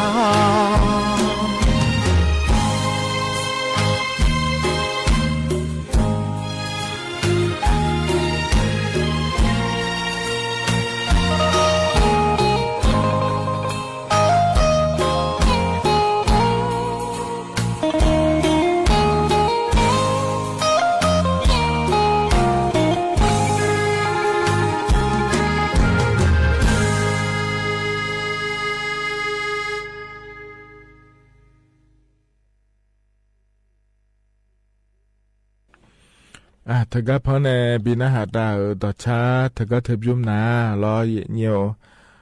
อับบริหายในชาต่อชาเยเนียวหุมีกังหนึ่งมอนยาและงาดีจงหานาหลวงพอเนี่ยบินาหาดาก็ยานาหาบจอดูรอเยเนียวถ้าก็จะนอปลาในนาหาล่าเยนี่จงหานาหลวงอุดุธรรมะเดแต่ก็มาข้อปาในนาหามาเฟซบุ๊กปาในนาหามารอเยเนียวที่ขอหลวงจอดามาเยเนียวเฮกันนะเราก็กอเลมถ่ายพระจักรเอกาดันมาเดเยเนียวเดอินิมเฮก็จักรเอกาดันเนวเราเฮนาขอนี่เธอแน่กูเทมัวปาโจเดเยเนียอันนี้เชงะเราบาลาเฮเสียเจเยเนียวกามาเยอะเล่าเราชอรถไฟฟ้าและคู่งาเราเยเนียวเธอก็เจียเดนะขอเนี่ยนี่เชบานเนวบิดิญามาเดและตัวก็ง่าเถียชมยาดองก็ดูนะอันนี้เชงอ่างเดเยเนี่ยเดขอเนี่ยอัดัมแบนเราจุ่มดาวเราบิดีเนี่ยนี่เชบานในบิดิญาเถอะนะขอเนี่ยอันตีบาลาเชเสียงที่เราขอเนี่ยแม่เยเนี่ยเราเธอมีเนี่ยเรากูเทเหมือนเราคุยโจเดนะเราเยเนี่ยเธอเนี่ยชมยาดองเนี่ยแม่เยเนี่ยเราเธอเนี่ยกูเทเหมือนเนี่ยกูเทมือจ่อๆจะนี่มือสมอเบียนี่งาเดเยเนี่ยเธอก็จุ่มยาเธอเราก็มาให้เกิดกาและงานในหินนี้กูเทมือละคนน่ะเรารถไฟฟ้าแล้วกูเธอก็เธอมือก็ดูนะขอเนี่ยเธอยอมอยากเขาอย่างไงยซื้อยอเน่แล้วชมยังเกิดเนี่ยอย่างไงเนี่ยยอมอยากเจเรายซื้อยอเน่ยอเลยยอพูยอมอยากเจเดเยเนี่ยเดแต่ตอนรู้นี่เชื่อบ้านเนี่ยแต่บิดิญามาเดแล้วงานเดเยเนี่ยเดเธอก็เนี่ยแอปพลิเคชันทางรัฐและคู่ปาเนี่ยชมยดองเลยนะแม่เดแล้วงานเถอันนั้นนี่เช่นงานเงินดองเนี่ยเราเยเนี่ยอันนั้นตีบาลาเชเสียเนี่ยบิจุมดานยามาเดแล้วงานเถที่ไม่ได้เยนี้เดือไทยช่อหาแต่ก็เธอพอจ่อเดือขาขอเนี่ยมีจ่อดูเราเยเนี่ยกูที่เมืองเราคุยจะขอตัวเยอะเราเลยนี่เธอไม่ได้เราเนี่ยเดือแม่นะหาลูนะขอเนี่ยชมยดองยาแม่เดแล้วจะกะเอกะได้เนี่ยบิสิบิกาเลเดเยเนี่ยเดเฮนาขอนี่ที่เกาะล้อเยเนียวอันน่ะเฮกา ยะที่ก็จะกะกะดันเหนเฮนะรออย่างเงี้ยทการัฐบาลปะรอเลยอย่างนี้อยู่หามาชอบปัญญาเดิมบีหอเอียก็ดูเดแล้วชั่วหาแต่ก็บิ๊กมัวก็ดูเกิดมาเดแล้วงาเทอย่างเงี้ยที่มือเหยียบผ้ากาเจนี่ล้อเหือเจล่างไงจะกาเดหอมาไอ้คนในยุ่งที่ปูและพระจะกากาดันเลยเดที่พัวน่าละคุยที่ยุ่มที่ยอน่าละคุยน้าขอเนี่ยบชมหมอโลพี่ชมหมอโลเหมือนกันนะขอนี่นักก็เปลี่ยนในอยู่มาชอบปัญญาเดโลแล้วล่ะชอบบ้ากามาจ่อโลใหญ่เผยมาจ่อโลแล้วย้อยหัวสาวเดขอนี่จ้องงานในอย่างนี้โดนตามามือละคุยมาล้อเลยอย่างนี้ล่ะอีนุ่มไทยมีคนเดินนี่หัวรถสาลัวที่เสกาเจนี่จ้องอาเจที่ไม่ได้เท่าที่เสกาเจนี่ก็ดูอันบีหอเอียก็ดูเดแล้วงานเทียเนี่ยรัฐบาลปฏิมือเหยียบผ้ากาเจนี่ก็บีมัวจะมาเดแล้วงานเหยียดเนี้ยที่ไม่ได้เหยียดนี่ที่อาณาอยู่หาผู้ละคุยหัวรถละสาวเดือดจ้อเนี่ยอยู่หาก็อันชอบบ้าก็ดูหมดเมียเลยแล้วเราบลาสิเผื่อเบียดได้อย่างเงี้ยมึงมังงาเหยียดเนี่ยหรอบลาสิเผื่อบีเนี่ยแม่ชอบบ้านเนี่ยแม่หรอทีนี้เนี่ยเหยียดเนี่ยหรอเธอชมยอดดอยเนี่ยแม่เหยียดเนี่ยหรอถ่ายช่วยหายจะเกิดงานในเหยียดนี้เธอก็ชมยอดดอยเนี่ยชอบเขาอิมาเดลแล้วเธอหนาเราสาเดือหัวรถชอบบ้านอิมาเดลแล้วหรอเธอเนี่ยถ่ายช่วยหาเขาเนี่ยหรอเธอก็รัฐบาลเขาป่ามีออกมามุ่งหลวงเดือดเย่เนี่ยหรอเขาเนี่ยเราบลาสิเผื่อไม่ยาจ่าเดือเขาเดือชอบบ้านเนี่ยมาเจก็บิมาเจเนี่ยบลาสิเผื่อนะขอเนี่ยงาผ้าเนี่ยกูผ้าบางเกินนี่บลาที่เสียงรอเนี่ยเธอที่โคโค่เราเนี่ยบิมยามาเดแล้วงาเธอเนี่ยเธอก็ธนาคารทกสปาเนี่ยบิดองมาเจสัตว์นาเราเลยนี่เธอไม่เนี่ยเนี่ยชมยอดอยหมอนะขอเนี่ยชมยอดอยเนี่ยไม่เดเธอก็อันนั้นสมเชบลากูสีจีเล่งเนี่ยเกินนี่เราเนี่ยเธอก็อบตปาโลเทศบาลปาโลแล้วเนี่ยโจกะดอยเนี่ยแม่เนี่ยหรอเธอก็นำมาเชื่อสัญญาลงหมอนะขอเนี่ยเธอก็อบตโลเทศบาลโลอะไรแล้วเหมือนกันนะขอเนี่ยอนามัยหรออันยุ่งเบอร์รปสตแล้วคุ้งว่าหรอโรงพยาบาลส่งเสริมสุขภาพตำบลและคู่แม่เนี่ยเธอก็อินในขอนี้นะฮะอินเนี่ยแม่เดนะเหือชุมแม่น้องนะขอเนี่ยมุ้ยนาแล้วมันเงื้อเนี่ยอย่าชิจก็อย่าจ่อเดเนี่ยเดเธอก็ชมหมอเขาเยอะสาวเดือเขาเยอะอยู่มาชอบปัญญาเดือเขาเยอะแล้วอย่าจอกอย่าเดย์เนี่ยเดย์ก็จอกอินเนี่ยเหมือนกันนะมันมีญาเดย์เนี่ยเดย์ที่ไม่ได้เห็นนะขอนี้รัฐบาลปานเนี่ยนี้สาวเดือหัวเราอยู่ชาวบ้านสาวเดือชาวบ้านขอเนี่ยเงื้อเขาเนี่ยก็มุ่งมาญาเดือโลเลยล่ะชาวบ้านเนี่ยก็บิมญาก็ดูโลแล้วขอเนี่ยเงื้อเดย์แล้วจะกะแอกาดานเนี่ยบิสิบิกาเลยเดย์เนี่ยเดย์ขณะต่อลูกล้อนิ่มเจียกาเนี่ยนะถอนเจออายามเฮละคุยจะกะแอกาดานเนี่ยบิสิบิกาเนี่ยเฮกันหนาเนี่ยแต่ชัดที่บิมแล้วพนาหาดามาเฮก็เพราะในบินาหาดาเฮนะขอเนี่ยอันนี้พลอยวาสนาและคู่กันในชาต่อช่างอเดที่เขาล้อตันจามาและชาต่อช่างเนี่ยล้อนะหาเปียดามา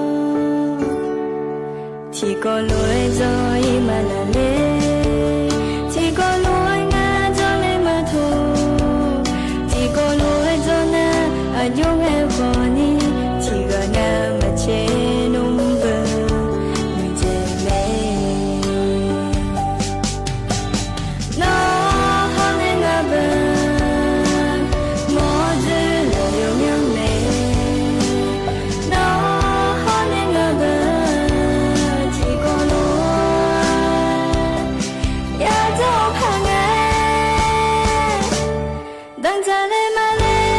是啦啦嘛咯。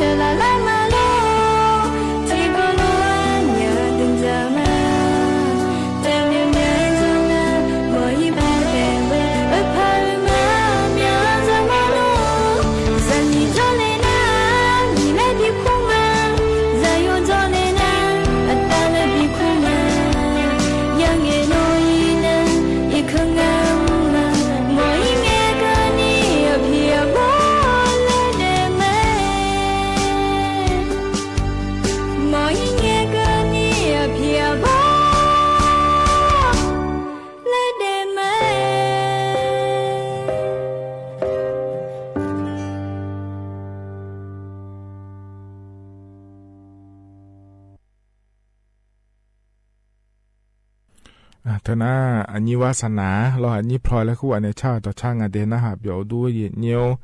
เฮก็เลยนะยามฮัจเจล่าเฮเย็นเนี่ยเราอายุชากันแล้วพอในบินาหาดามาเดนิ่มเจียก็พอในบินาหาดาเฮนะขอเนี่ยอายุโซหามาเนี่ยงะเย็นเนี่ยเราอายามฮัจเจล่าหลวงพอบินาหาดาเนี่ยอายามเจียนะเราก็อิมาเดอุจิอุเมเดเย็นเนียวอาคันนึงสอนเรานาลีเยลาที่เกินในวัวหลังเกินในล้องานเนี้ยอายุเชื่อเหมือนเนี่ยที่ขอรัวแล้วพัฒนจุลมาเดก็อีมาอุดุธรรมะ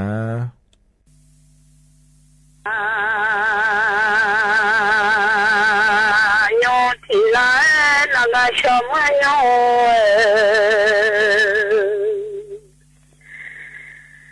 ที่เทีย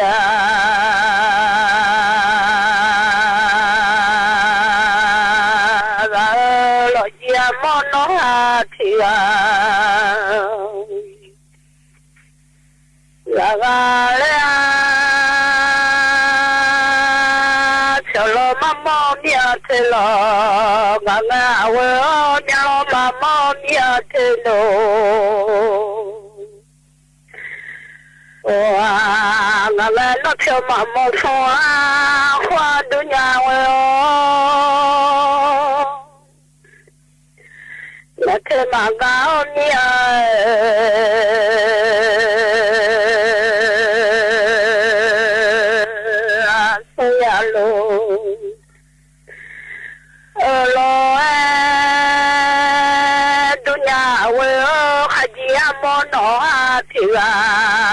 nó theo mà một số không nó theo mà gan mi phải alo à đào mi na sẽ bô lô mi ade lo ai còn ade lấy mà thế nhiều ta là nhau đại yo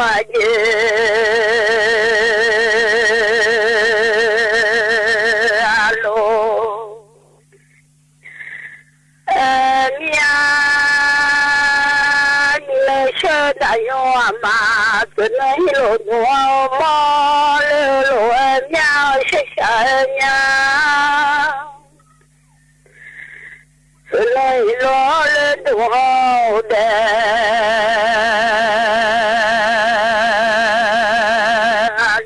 lộ mía từ nay lộ mò ra mi lên sơ đại yo mà Gama gama daya te ma sha ko she ma praya le gama te ma shi le doko o ma pale ya le lo ma we no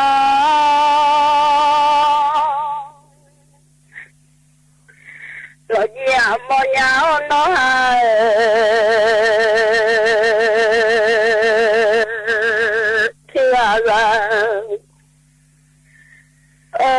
lo yêu khối là có sự mà phàm nhà từ nhà nó là đó có mà phàm nhà yêu cho suy đã cái nghe nó là yêu thì đã cái đó lo nghe à quên để cái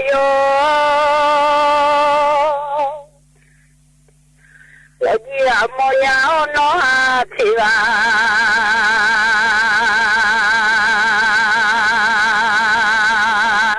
za chauma maga o kuguduna no ma shiga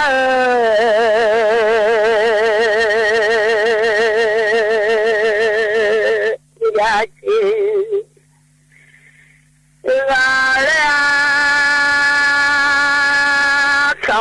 Magatola khamate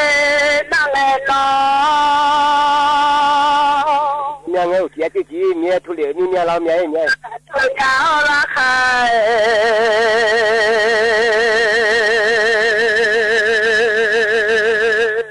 bắt đầu la gala xua thế nhà lên nè gamala nghe khai lo ya ya la ma chelo le la ya hajira le mama ngat puja bala le no ayo ba ye to go lo ya no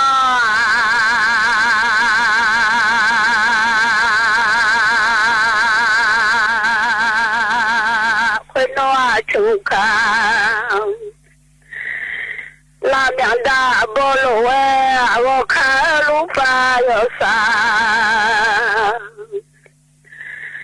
lo mia jade chuka mianda bong li ma se ka mai so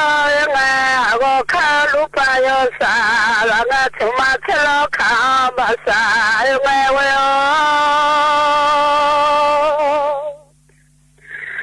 salo le dunia sa bang salo le no asa ya ya de solo dunia sa mang yo de solo no asa jalende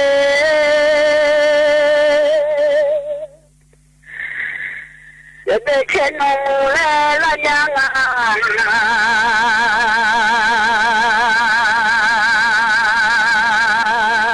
cheno nu ma che lo la nyanga no hatila la mi ma se ga ka ba sa de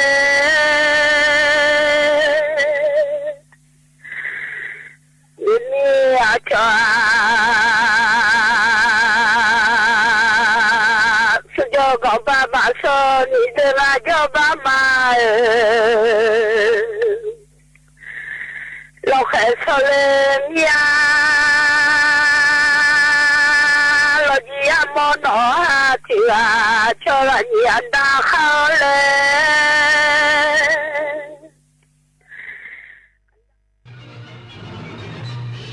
สถานีวิทยุกระจายเสียงแห่งประเทศไทยและเครือข่ายทั่วประเทศเสนอข่าวต้นชั่วโมง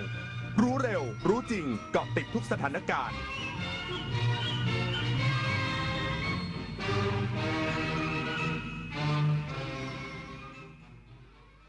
รับฟังข่าวต้นชั่วโมง 22 นาฬิกากับชลธรจัญญาครับผู้ว่าราชการจังหวัดบุรีรัมย์เยี่ยมให้กำลังใจมารดาของทหารพรานที่เหยียบทุ่นระเบิดอีกสักครู่กลับมาติดตามรายละเอียดครับตอนนี้ปัญหาบุหรี่ไฟฟ้าเข้าถึงง่ายมากและมีรูปแบบที่ดึงดูดใจเด็กๆโดยเฉพาะสารเสพติดเป็นภัยต่อชีวิตบุหรี่ไฟฟ้ามีสารพิษอันตรายต่อสมองที่กำลังพัฒนาของเด็กและเยาวชนอนาคตประเทศชาติจะพัฒนาอย่างมีคุณภาพร่วมปกป้องเด็กและเยาวชนจากบุหรี่ไฟฟ้าคนไทยไม่เอาบุหรี่ไฟฟ้าคนไทยไม่เอาบุหรี่ไฟฟ้าคนไทยไม่เอาบุหรี่ไฟฟ้ารู้ไหมว่าโรคพิษสุนัขบ้าติดต่อสู่คนได้และหากแสดงอาการแล้วไม่มีโอกาสรอดถูกสุนัขหรือแมวกัดข่วนหรือแม้แต่เลียบาดแผลอย่ารอช้ารีบล้างแผลด้วยน้ำและสบู่ให้สะอาดแล้วไปพบแพทย์ทันทีเพื่อรับวัคซีนป้องกันจำไว้วัคซีนช่วยชีวิตได้โรคพิษสุนัขบ้าป้องกันได้ถ้ารู้ทันและไม่ประมาทอย่าชะล่าใจถูกกัดถูกข่วนถูกเลียบาดแผลรีบฉีดวัคซีนทันทีคนไทยรักสุขภาพฟังทางนี้ขอเชิญร่วมออกกำลังกายสร้างสังคมสุขภาพดีกับโครงการแสงนำใจไทยทั้งชาติเดินวิ่งปั่นป้องกันอัมพาตครั้งที่ 11 เฉลิมพระเกียรติด้วยแนวคิดใหม่ออกกำลังกายเป็นนิสัยห่างไกลสโตรก No Stop No Stroke สมัครได้แล้ววันนี้ที่ wrb11.thai.run ถึง 31 สิงหาคม 2568 มาร่วมกันทำให้การออกกำลังกายเป็นส่วนหนึ่งในชีวิตประจำวันแล้วมาเดินวิ่งปั่นพร้อมกันทั่วประเทศ 2 พฤศจิกายนนี้เวทีสำคัญที่ผู้บริหารระดับสูงขององค์กรสื่อชั้นนำจากนานาประเทศในภูมิภาคเอเชียแปซิฟิกที่เป็นสมาชิก AIBD จะประชุมใหญ่สมัยสามัญประจำปีครั้งที่ 23 ภายใต้แนวคิด Media for People Peace and Prosperity เพื่อร่วมกันแลกเปลี่ยนมุมมองในการขับเคลื่อนนโยบายและการรับมือกับความท้าทายของสื่อ ระหว่างวันที่ 19 ถึง 21 สิงหาคมนี้ที่จังหวัดภูเก็ต ผู้ว่าราชการจังหวัดบุรีรัมย์เยี่ยมให้กำลังใจมารดาของทหารพรานที่เหยียบทุ่นระเบิดได้รับบาดเจ็บขาขาด นายปิยะปิจนำผู้ว่าราชการจังหวัดบุรีรัมย์พร้อมด้วยเภสัชกรหญิงณัฐดาปิจนำนายกเหล่ากาชาดจังหวัดบุรีรัมย์และคณะกรรมการเหล่ากาชาดตลอดทั้งส่วนราชการภาคเอกชนคณะผู้บริหารองค์กรปกครองส่วนท้องถิ่นกำนันผู้ใหญ่บ้านเดินทางไปเยี่ยมมอบเงินและสิ่งของให้กำลังใจนางสาครเพียขันทีอายุ78ปีที่บ้านโคกไม้แดงตำบลสำโรงใหม่อำเภอละหันทรายจังหวัดบุรีรัมย์ซึ่งเป็นบรรดาของ10เอกธีรพลเพียขันทีสังกัดกรมทหารพรานเฉพาะกิจ26ได้รับบาดเจ็บเหยียบทุ่นระเบิดขณะทำการลาดตระเวนบริเวณฐานจุ๊บตาโมกใกล้ปราสาทตาเมือนทมอำเภอพนมดงรักจังหวัดสุรินทร์ได้รับบาดเจ็บขาด้านซ้ายขาดและพักรักษาที่โรงพยาบาลสุรินทร์จังหวัดสุรินทร์โดยขณะเยี่ยมให้กำลังใจอยู่นั้นพี่สาวของ10เอกธีรพลได้วิดีโอคอลบรรยากาศที่บ้านให้10เอกธีรพลซึ่งอยู่ระหว่างการพักฟื้นจากการผ่าตัดรอบที่2พบว่ามีจิตใจเข้มแข็งยิ้มแย้มแจ่มใสโดยเจ้าตัวบอกว่าขอบคุณผู้ว่าราชการจังหวัดบุรีรัมย์และทุกภาคส่วนตลอดทั้งประชาชนชาวไทยที่ส่งกำลังใจไปขณะนี้ตนเองปลอดภัยแล้วแนวหน้าทุกคนพร้อมทำหน้าที่ปกป้องอธิปไตยของชาติไทยถึงที่สุดและเมื่อหายดีแล้วก็พร้อมทำหน้าที่ต่อไปพิมพากาอุ้ยรำสวทบุรีรัมย์รายงานปศุสัตว์จังหวัดอำนาจเจริญปฏิบัติงานโครงการปศุสัตว์ร่วมใจกำจัดภัยโรคพิษสุนัขบ้าเพื่อเฉลิมพระเกียรติศาสตราจารย์ดร.สมเด็จเจ้าฟ้าจุฬาภรณ์วลัยลักษณ์อัครราชกุมารีกรมพระศรีสว่างควัตวรคติยราชนารีนายสัตวแพทย์อภิชาติพวังปศุสัตว์จังหวัดอำนาจเจริญมอบหมายกลุ่มพัฒนาสุขภาพสัตว์และสำนักงานปศุสัตว์อำเภอปทุมราชวงศาร่วมกับเทศบาลตำบลห้วยปฏิบัติงานโครงการปศุสัตว์ร่วมใจกำจัดภัยโรคพิษสุนัขบ้าเพื่อเฉลิมพระเกียรติศาสตราจารย์ดร.สมเด็จเจ้าฟ้ากรมพระศรีสว่างควัตวรคติยราชนารีภายใต้โครงการสัตว์ปลอดโรคคนปลอดภัยจากโรคพิษสุนัขบ้าตามพระปณิธานประจำปีงบประมาณ 2568 ณ ศาลาประชาคมบ้านนาผางหมู่ที่2และหมู่ที่6ตำบลห้วยอำเภอปทุมราชวงศาโดยหน่วยปศุสัตว์เคลื่อนที่ได้ให้บริการฉีดวัคซีนป้องกันโรคพิษสุนัขบ้า35ตัวผ่าตัดทำหมันสุนัขและแมวจำนวน41ตัวรักษาพยาบาลสุนัขและแมว4ตัวรวม80ตัวซึ่งเป็นสัตว์ในพื้นที่ห่างไกลและด้อยโอกาสพร้อมทั้งให้ความรู้เรื่องโรคพิษสุนัขบ้าและกฎหมายที่เกี่ยวข้องให้แก่ประชาชนเจ้าของสัตว์ที่มารับบริการพงศิริศรีหานามสวทอำนาจเจริญรายงานจังหวัดเลยรณรงค์คิกออฟชาวเลยปลอดภัยร่วมใจป้องกันไข้เลือดออกชิคุนกุนย่ากระตุ้นให้ประชาชนตระหนักในการควบคุมโรคไข้เลือดออกและโรคชิคุนกุนย่าลดอัตราการป่วยและเสียชีวิตนายไพรินทร์ลิ่มเจริญรองผู้ว่าราชการจังหวัดเลยเป็นประธานกิจกรรมรณรงค์คิกออฟชาวเลยปลอดภัยร่วมใจป้องกันไข้เลือดออกและโรคชิคุนกุนย่าซึ่งเทศบาลเมืองเลยร่วมกับสำนักงานสาธารณสุขจังหวัดเลยจัดขึ้นเพื่อกระตุ้นให้ประชาชนตระหนักในการควบคุมโรคไข้เลือดออกและโรคชิคุนกุนย่าซึ่งมียุงลายเป็นพาหะนำโรคลดอัตราการป่วยและเสียชีวิตด้วยโรคดังกล่าวตลอดจนร่วมกันรณรงค์ดูแลสิ่งแวดล้อมไม่ให้เป็นแหล่งเพาะพันธุ์ยุงลายด้วยมาตรการ3เก็บป้องกัน3โรคได้แก่เก็บบ้านเก็บภาชนะที่มีน้ำขังและเก็บขยะป้องกันโรคไข้เลือดออกชิคุนกุนย่าและไข้ไวรัสซิก้าทั้งนี้สถานการณ์โรคไข้เลือดออกและโรคชิคุนกุนย่าในพื้นที่จังหวัดเลยสถิติข้อมูลย้อนหลัง5ปีพบว่ามีผู้ป่วยโรคไข้เลือดออกสะสมจำนวน198รายอัตราป่วย 31.07 ต่อประชากรแสนคนพบผู้เสียชีวิตแล้ว1รายอำเภอที่เกิดโรคไข้เลือดออกสูงสุดคืออำเภอภูกระดึงด่านซ้ายนาแห้วผาขาวและอำเภอหนองหินตามลำดับส่วนโรคชิคุนกุนย่าผู้ป่วยสะสมจำนวน88รายอัตราป่วย 13.81 ต่อประชากรแสนคนแต่ยังไม่พบผู้เสียชีวิตอำเภอที่เกิดโรคมากที่สุดคืออำเภอท่าลี่รองลงมาได้แก่อำเภอเมืองเลยเชียงคานนาด้วงและปากชมตามลำดับปณพัฒน์แสงสีเรืองสวทเลยรายงานจบข่าวชลธรจัญญาอ่านรับฟังข่าวครั้งต่อไปเวลา 23 นาฬิกาครับติดตามข่าวที่นำเสนอไปแล้วได้ที่ www.thainews.prd.go.th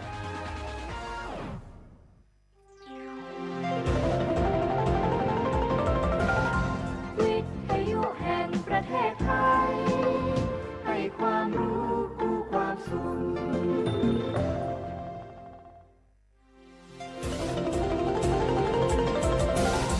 วิทยุแห่งประเทศไทยให้ความรู้คู่ความสุข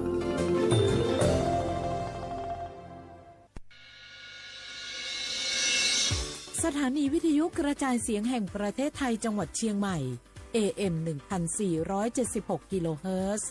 สถานีวิทยุภาคภาษาชาติพันธุ์แห่งเดียวในประเทศไทยที่มีความทันสมัยเชื่อถือได้สร้างอัตลักษณ์กลุ่มชาติพันธุ์สู่สากล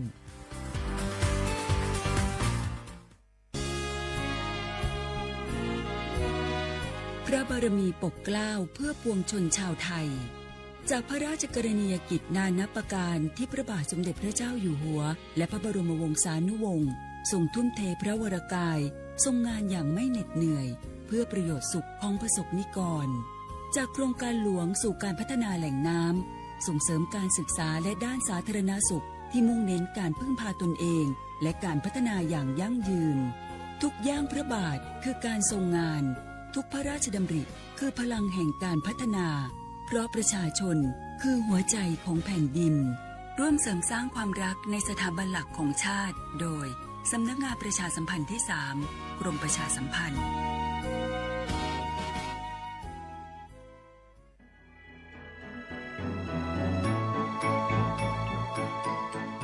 การปกครองระบอบประชาธิปไตยจะมีความมั่นคงก้าวหน้าเพียงใดขึ้นอยู่กับการที่ประชาชนในชาติรู้จักสิทธิเสรีภาพทำหน้าที่ตามความรับผิดชอบและมีคุณธรรมเมื่อมีความคิดเห็นที่แตกต่างเราจึงต้องเรียนรู้และแก้ปัญหาไปด้วยกันด้วยความสามัคคีปรองดองของคนไทยทั้งชาติเพื่อก้าวสู่ประชาธิปไตยที่มั่นคงรู้สิทธิรู้หน้าที่ตามวิถีประชาธิปไตย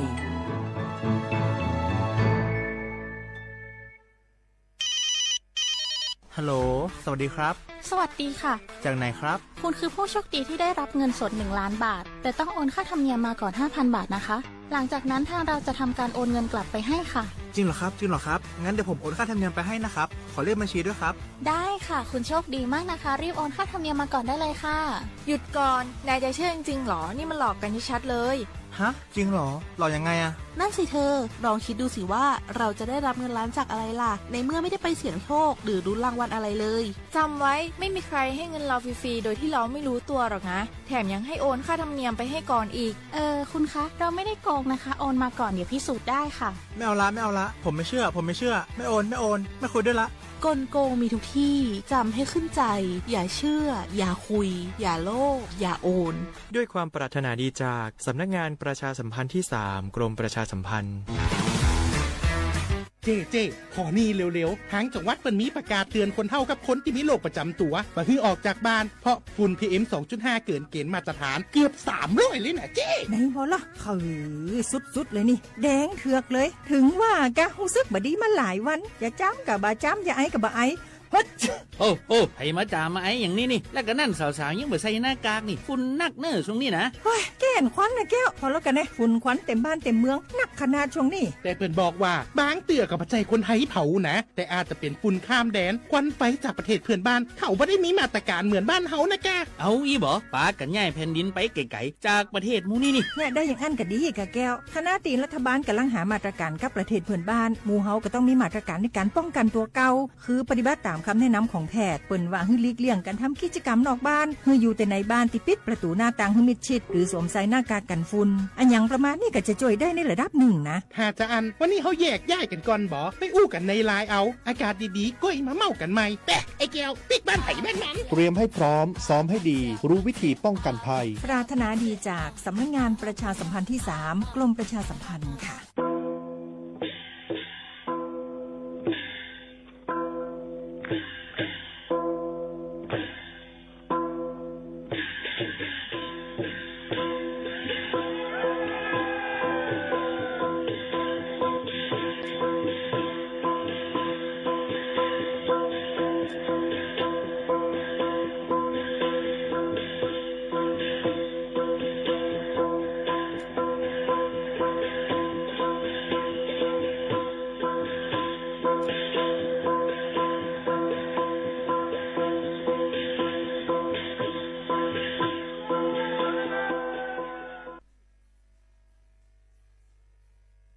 พี่น้องเขาสนใจใครปืนเผาผ่านตั้งห้องเปิดเสียงสวทเก้งใหม่ปั่นตั้งหูห่มปาดังมีดังซื้อถ่อมแจ้งแล้งหลีกว่าไก่ในปืนตีเจดอนเก้งใหม่กับสืบมาเลยดีสวทเก้งใหม่หมายฝน 053-276-068 และ 092-246-8579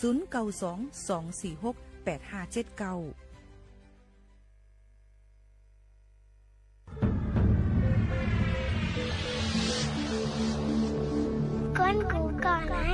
อยากลงมาแล้วก้นเคยมีตังพัดถึงเขาป่วยจังจานขึ้นบนโลกอย่าลืมค่ะนะ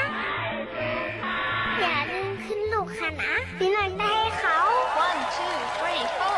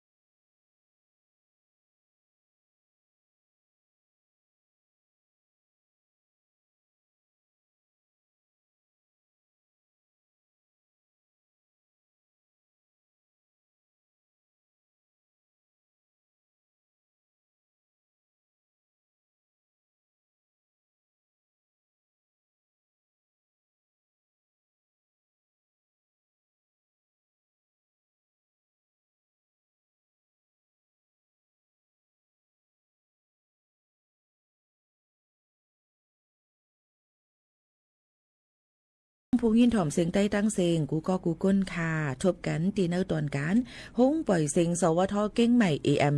147 กิโลเฮิรตซ์ค่ะพบทบจำกันกูวันพอถึงมาข่าวยาม10 โมงถึง 11 โมงกลางไหนกลางค่ำอยู่จอมขาวโมขาวโน้นสุภาวันเชื้อสารวิน เป็นอุ้ยก่ออ้อยเซปอแม่ปีน้องๆเขาจำกันที่ในเมื่อในถึงมาเนอวันศุกร์ที่15เหลือนทวน82เฮงปลาย25ปีใต้2เฮง1ปากปลาย19ปีก็จา1เฮง3ปากปลาย87คู่ถึงมาเหลือนเก่าลอง6คำจำหนังดังเบิ่งจึงไทยค่ะเนาะเบิ่งใต้ได้เป็น7คำเดียวจึงไหนค่ะอยู่จอมกันดีในถ่อมในดังเรดิโอออมล้ม AM 147กิโลเฮิรตซ์โดยไล่ตั้งไลฟ์ฟ้าขาตั้งเฮิรนสอมเพจสวทเก่งใหม่ AM 147กิโลเฮิรตซ์ค่ะแล้วก็โดยไลฟ์ TikTok เขาค่ะไล่ที่ไล่ตั้งฮบทบจอมกันดีในพี่น้องเขามันก็ได้ถามมาปีเฮ็ดสังคาในเหตุการณ์ห้องปล่อยเสียงเก่งใหม่ค่ะปืนปล่อยเสียงปันพี่น้องเขาจังหนังไหนเย้าเนี่ยนั่นค่ะเย้าก็พอถึงมาข้าวยาม5 โมงปลาย10 นาทีต่อถึง6 โมงกลางค่ำเมื่อในเปิ้นเตเอาในตอนการเอาขาในกว่าปืนปล่อยเสียงตีตั้ง AM 549กิโลเฮิรตซ์นะคะสวทเตือนภัยเนี่ยค่ะลำปางค่ะเนาะพี่น้องเขาค่ะก็เปิ้นนั่นแหละในตอนการจะในเขาค่ะก็ได้มาหมอกลาดปันกำนำก็ได้เป็นเกี่ยวกับไปลองฟังไว้ลองฝนล้มฟิงฟ้าหลอดสีขาวเงาจำโตเขาค่ะจึงจะในเอามาฝากตอนจุดถึงปอแม่พี่น้องเขาให้เลยยินถ่อมจำกันอยู่จังหนังไหนค่ะอ่อนตั้งในค่ะที่เอาขาวเงาเกี่ยวกับลุยลอง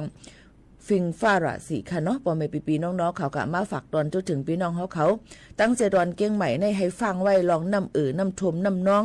น้ำห้วยน้ำน้องไหลโทมมาในวันที่14ต่อถึงวันที่18เดือนธันวาคม2เฮงปลายสาวหาในนั่นค่ะก็เปิ้นนั่นแหละเปิ้นก็สั่งการไว้นายศิวกรบัวป้องค่ะแกมผู้ก้อนเจดอนเจเก้งใหม่สั่งการปันนายอำเภอกูอำเภอนายเจเวงนายลุมเจเวงกูเจเวงนั่นค่ะนะเนาะก็นั่นเหตุการณ์ในในวันจะในเฮาฟังกันไว้ในนั่นค่ะย้อนเปว่าเตมีฝนตกลงมาหาวเฮียงหลายๆอองตีหลายๆปื้นตีเดตกน้ำบางปื้นตีก็เดอ่ำตกน้ำเสตาก้อยกาหลูเลยฟังไว้ลองลิ้นหยดลิ้นกุ่นลิ้นปังน้ำทมน้ำน้องจึมเจิงหนังไหนค่ะพ่อแม่ปีน้องๆเขาก็เปิ้นนั่นแหละเฮาพี่น้องเขานั้นฟังกันไว้ดีกว่าตาไปตั้งไหลก็ถูกดีได้ถ่อมข่าวถ่อมเงากันนั่นคือป้อติดรถเพกันกูก้นสั่งเจอว่าฮบทบเนี้ยเพในนั่นค่ะมีลองลู่ซุ้มโคของปอแม่พี่น้องเขามีลองลู่ซุ้มลองเพกึ่งกลางจังไหนจึงให้ปอแม่พี่น้องเขานั้นออกกว่าตีองตีรถเพกันก่อนเนี่ยค่ะดูล้อมด้วยถึงลองอสักใส่ใจเฮาเสโคของอันลำลองเฮาขานั่นเอากะจ้อมในนั่นค่ะเอียกอกับสืบกว่าไล่ตีหมายโฟนฮิปเน็ต1784อันนั้นก็ผ่านตั้งไลน์ปพหับแจ้งเหตุ1784ก็เลยเหมือนกันในนั้นค่ะพี่น้องเขาเพิ่ม ID ไลน์ไลน์แอด1784 GDPM 24โจมองในนั้นค่ะก็เปิ้นนั้นได้ลงตั้งซะในเปิ้นก็หังเฮียนไว้มาได้เป็นข้อความผ่านเสื้อบอดแค่ถ้าผ่านดังมือถือฟวงเฮาค่ะเพราะว่าอองตีแล้วมีจังมีเพน้ำท่วมน้ำน้องเพแผ่นลินไว้อิงสันซะในก็เปิ้นก็ได้มีข้อความส่งมาปันจังไหนค่ะก็เปิ้นนั้นแหละพี่น้องเขาก็หลัวไล่เฮียนเดียวก็ฮู้ไว้แค้นลีหรือเสไว้ฮู้นั่นเตลีหรือเสเปิ้นก็เปิ้นนั่นแหละโดดถึงวันที่18ในฝนล้มๆค่ะเนาะเฮาฟังกันไว้จอมในนั่นค่ะพ่อแม่พี่น้องเขาตอนแต่ในวันมื้อในได้ก็หูปากมัน70ในปืนตีนั่นเตตั้งเจดอนเก้งใหม่เตมีลองผลร่วมๆกันอยู่ในนั่นค่ะพี่น้องเขาก็เปิ้นนั่นแหละในปืนตีตั้งเจดอนเก้งใหม่ได้ก็หลูเลยฟังไว้ก็เตเป็นตั้งมึงเวียงลอยสเก็ตค่ะพี่น้องเขาลอยสเก็ตตั้งแม่แตงตั้งเวียงแหงและตั้งก้อยค่ะเนาะลองตั้งที่ไหนตั้งสีใจเวียงในหลูเลยฟังกันไว้น้ำน้ำทมน้ำน้องในนั่นค่ะพี่น้องเขาลองตั้งอันนี้ก็ข้าจะเอามาฝากปันปอแม่ปีน้องๆเขาไฮไลท์ฮับผู้ไฮไลท์ยินถอมจอมกันจึงหนังไหนในนั่นค่ะพี่น้องเขาค่ะเยอะก็แทงลองนึงในนั่นค่ะป้อเดกว่าด้วยตั้งภาคกลางเมืองหนังตั้งนครสวรรค์สิงห์บุรีอ่างทองลพบุรีสระบุรีเจอในก็ฝนเด็ดตกลงมาโหปากมัน60ค่ะก็เบอร์นั้นพี่น้องเขาก็หลุเลยฟังไว้จะเจออันอยู่ดังปราจีนบุรีนครนายกระยองตราดจึมเจอในก็ฝนเด็ดตกโหปากมัน70ในปืนตีบ่ได้กับตัวดังภาคใต้อำนั้นก็พระปอดจันสุราษฎร์ธานีนครศรีธรรมราชเจอในฝนเด็ดตกโหปากมัน60ค่ะแทงตีหนึ่งก็ตั้งภูเก็ตพังงากระบี่ระนองในนั้นค่ะฝนเตตกโขปักมัน70เหมือนกันก็เตเลวานน้ำค่ะกรุงเทพและหิมหอมโหปักมันเตตกบอก60 ก็ตีเลยว่าพัดเพลงหลายตีหลายตั้งสีเฮ็ดให้ร่วมกันร่มเย็นหลายตีหลายตั้งตาหลิวก็อำปอกัดอำปอไม้พ่องตึกหลีอยู่จังหนังไหนค่ะอ๋อก็เปิ้นนั้นแล้วนี่ก็เอาข่าวเงาลองฟิงฟ้าราศีฝากตวนทุกถึงปอแม่พี่น้องเขาในตวนอ่อนตั้งให้พี่น้องเขาเลยฮับผู้ให้เลยยินถ่อมจอมกันในตอนการเฮาค่ะดีในนั่นค่ะป้อเตมาตุยแทงตีตั้งเมืองไตในนั่นค่ะเนาะตั้งเมืองไตเฮาค่ะเงาหลายฟิงฟ้าราศีในวันเหมือนในนั่นในจึงมันก็เตมีล่างคือฝนหมอกกุมเตน้ำฝนก็เตตัวก้อยกะมีผ้าผ่าผ้าหลังเลือเสนั่นก็เตมีต้นตีลาเซียวเก้งตุงน้ำจางหมูเจตาคิเล็กฝนเตตกผ้าผ่าผ้าหลังเจาในก็เตมีจังมีลินหยุดลินโกนลินปังเซนตาใส่ตั้งกว่ามาเจาในก็หลู่เลยฟังกันไว้จอมไหนนั่นค่ะพี่น้องเขาอันนี้ก็เอามาฝากตวนให้พี่น้องเขาให้เลยฮับผู้ให้เลยยินถ่อมจอมกันในตอนการเฮาขาตีในเหมือนกันไหนนั่นค่ะพี่น้องเขาค่ะหรือเจอถ่อมด้วยเพียงกว้างบานหูถูกใจกันหนึ่งหูก่อนค่ะเนาะจอมขึ้นมาอุบโอ้จอมกันแทงกำหนึ่งพี่น้องเขาย้อนเพียงกว้างกันเข้ามาคัดเจอหาปันอยู่ค่ะนะคัดเจอหาปันอยู่ค่ะมียวนมาเพียงความใจสายเมาจ่องใจค่ะเพียงความใจสายเมาค่ะเนาะสุดถ่อมค่ะ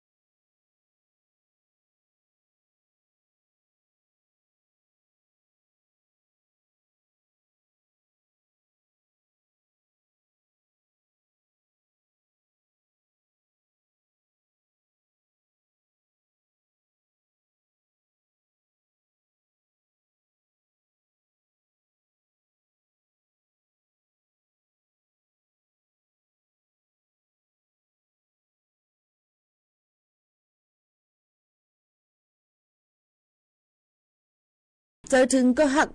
อ่อนนะคะนี่ก็เป็นเพลงความแต่ก็จื่อห้องมันว่าก็หักอ่อนมวยพองในนั่นค่ะหันใจใส่เมาในก็มีก็หักก็อะไรก็ห้องเพลงความหมักก็นันตาเสนะคะเนาะเอามาได้เป็นก็หักอ่อนมวยพองว่ามวยหนุ่มพองอ่ะช่างเทียงอ่ะล้า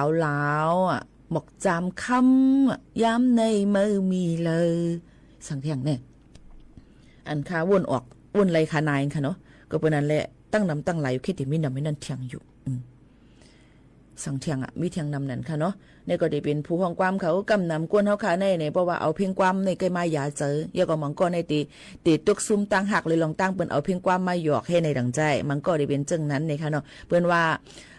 ความไทยได้ก็ว่าความกับถูกมีไว้ว่าอะไรอ่ะ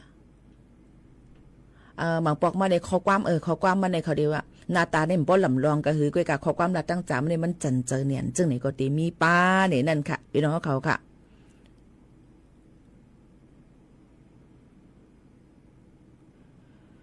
ก็แมวค่ะมาถ่อมด้วยข่าวเงากันเชียงค่ะป้อแม่ปีๆน้องๆเขาอ่านข้อความอ่ำตั้นคืดเดียวค่ะนะย้ำพองตะเหลียวในย้อนน้อมใหญ่นำค่ะเนาะก็เปิ้นนั่นแหละเฮามาตุ้ยแทงเลยค่ะย้ำเหลียวตีโคข้ามแลนลินใต้ไทยโขกมืดกื้อหมายหนึ่งเว้งตาขี้เล็กจึงใต้ปอดออกในภูมิปุนพรภายการลุ่มเขาหับเฮ็ดปันขึ้นปรับมาแต่ได้คำเดียนดินอันมีอายุ1 ปีเย้าในเสตาก็1วันไหลเขาหับเฮ็ดปันในมอกโห10ก็กวยค่ะเฮ็ดให้ก้นเมืองไหลเขาแถวไปนับโหปากมันกวนในปืนตีเว้งแต่ขี้เล็กก็ลาดว่าปรับ1 ปีนั่นมือเตมันว่าแต่เฮ็ดปัน1วันใน50ก็ในนั่นค่ะตาเหลียวในบางวันซ้ำเฮ็ดปันตอนดา10ก็กวยในนั่นค่ะอ๋อพี่น้องเฮาเขาค่ะก็เปิ้นนั่นแหละมันก็สิเป็นรองหยาบค่ะพี่น้องเฮาเขาหยาบเต้ๆในนั่นค่ะกวยกาป้อว่ามัดแจกกันด้วยมือกูปอกนั่นป้อเตเฮ็ดไหนเฮาเอาข้อมูลมาหนังแคบหางไม้ฟังเจ้าในกว่าฝากไว้ปันเสป้อกลางวันมาก่อนไรเย้าป่องว่ากว่ากลางในก็กลางวันมาก่อนไรเย้าเฮ็ดนั้นอันเจอคนในนาเสเฮ็ดก็มีกวยกาว่า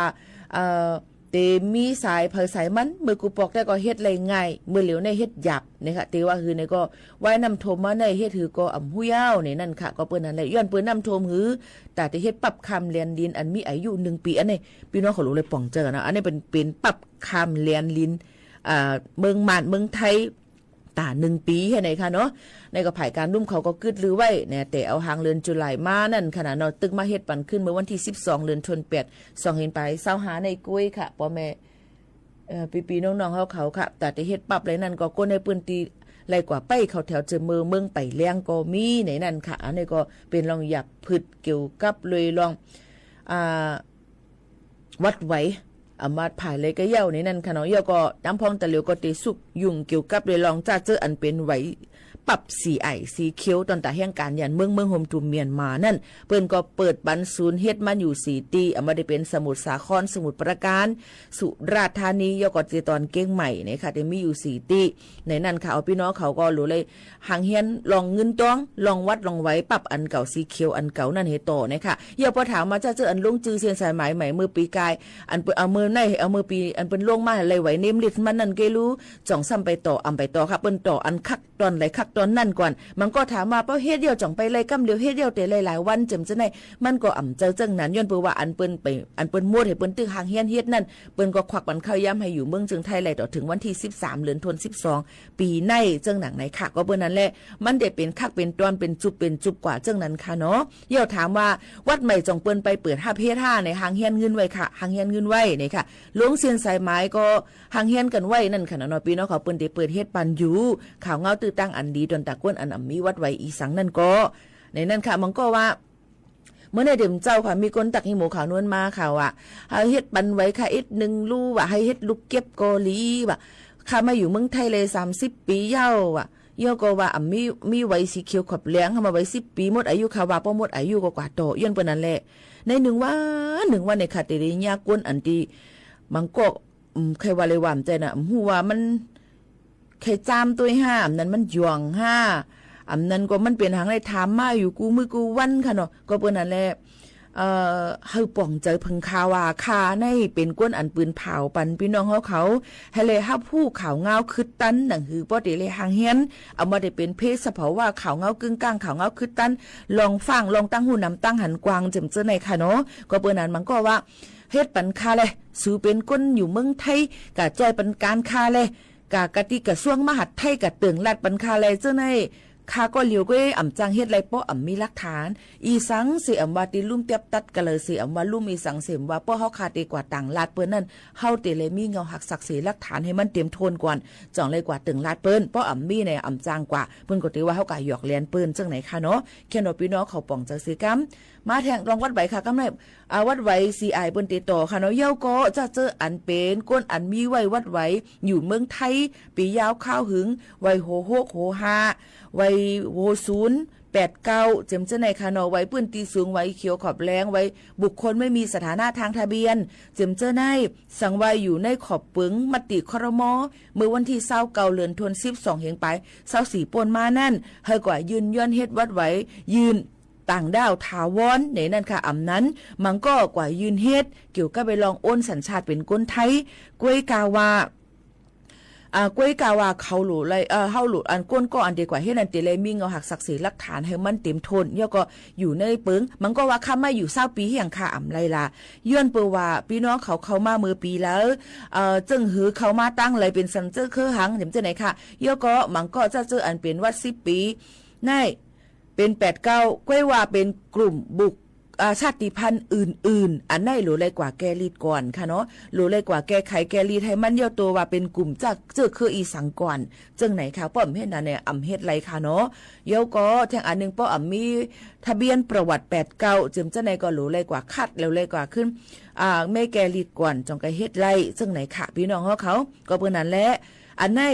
วัดไหวพี่น้องเขาเฮ็ดที่อำเภอละก็กว่าที่อำเภอนั่นนะคะมันก็ตีเป็นข้อตอบที่พี่น้องเขาลีที่สุดในนั่นค่ะพี่น้องเขาอันนี้ก็ออกมาฝากปันพี่น้องเขาเกี่ยวกับไปลองวัดไว้ในนั่นค่ะฝากตอนทุกถึงกันอยู่ตาเซ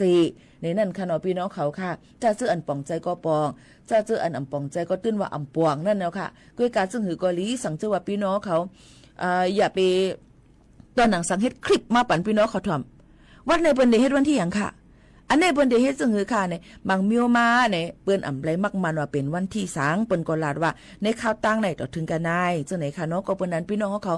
อ่านลีถ่อมลีค่ะลองตั้งจังไหนจ่องไกถามมันก็เตลีนั่นค่ะหนังหือบ่เตสุกซักนั่นก็เฮ็ดคลิปปันพี่น้องเขาเลยเต้ยแทงเลยค่ะใครเฮ็ดเป็นคลิปวิดีโอป๊อดลองอีสังแทงในก็เตเฮ็ดมาปันพี่น้องเขาไฮไลท์ครับผู้จำกันแทงตักมาปันไล่เหมือนกันในนั่นค่ะสืบลือให้ลือใจถ่อมได้แทงเพียงความหวานหูถูกใจอันย้อนกันเข้ามาตึกเจอถึงเมื่อกันก่อนค่ะ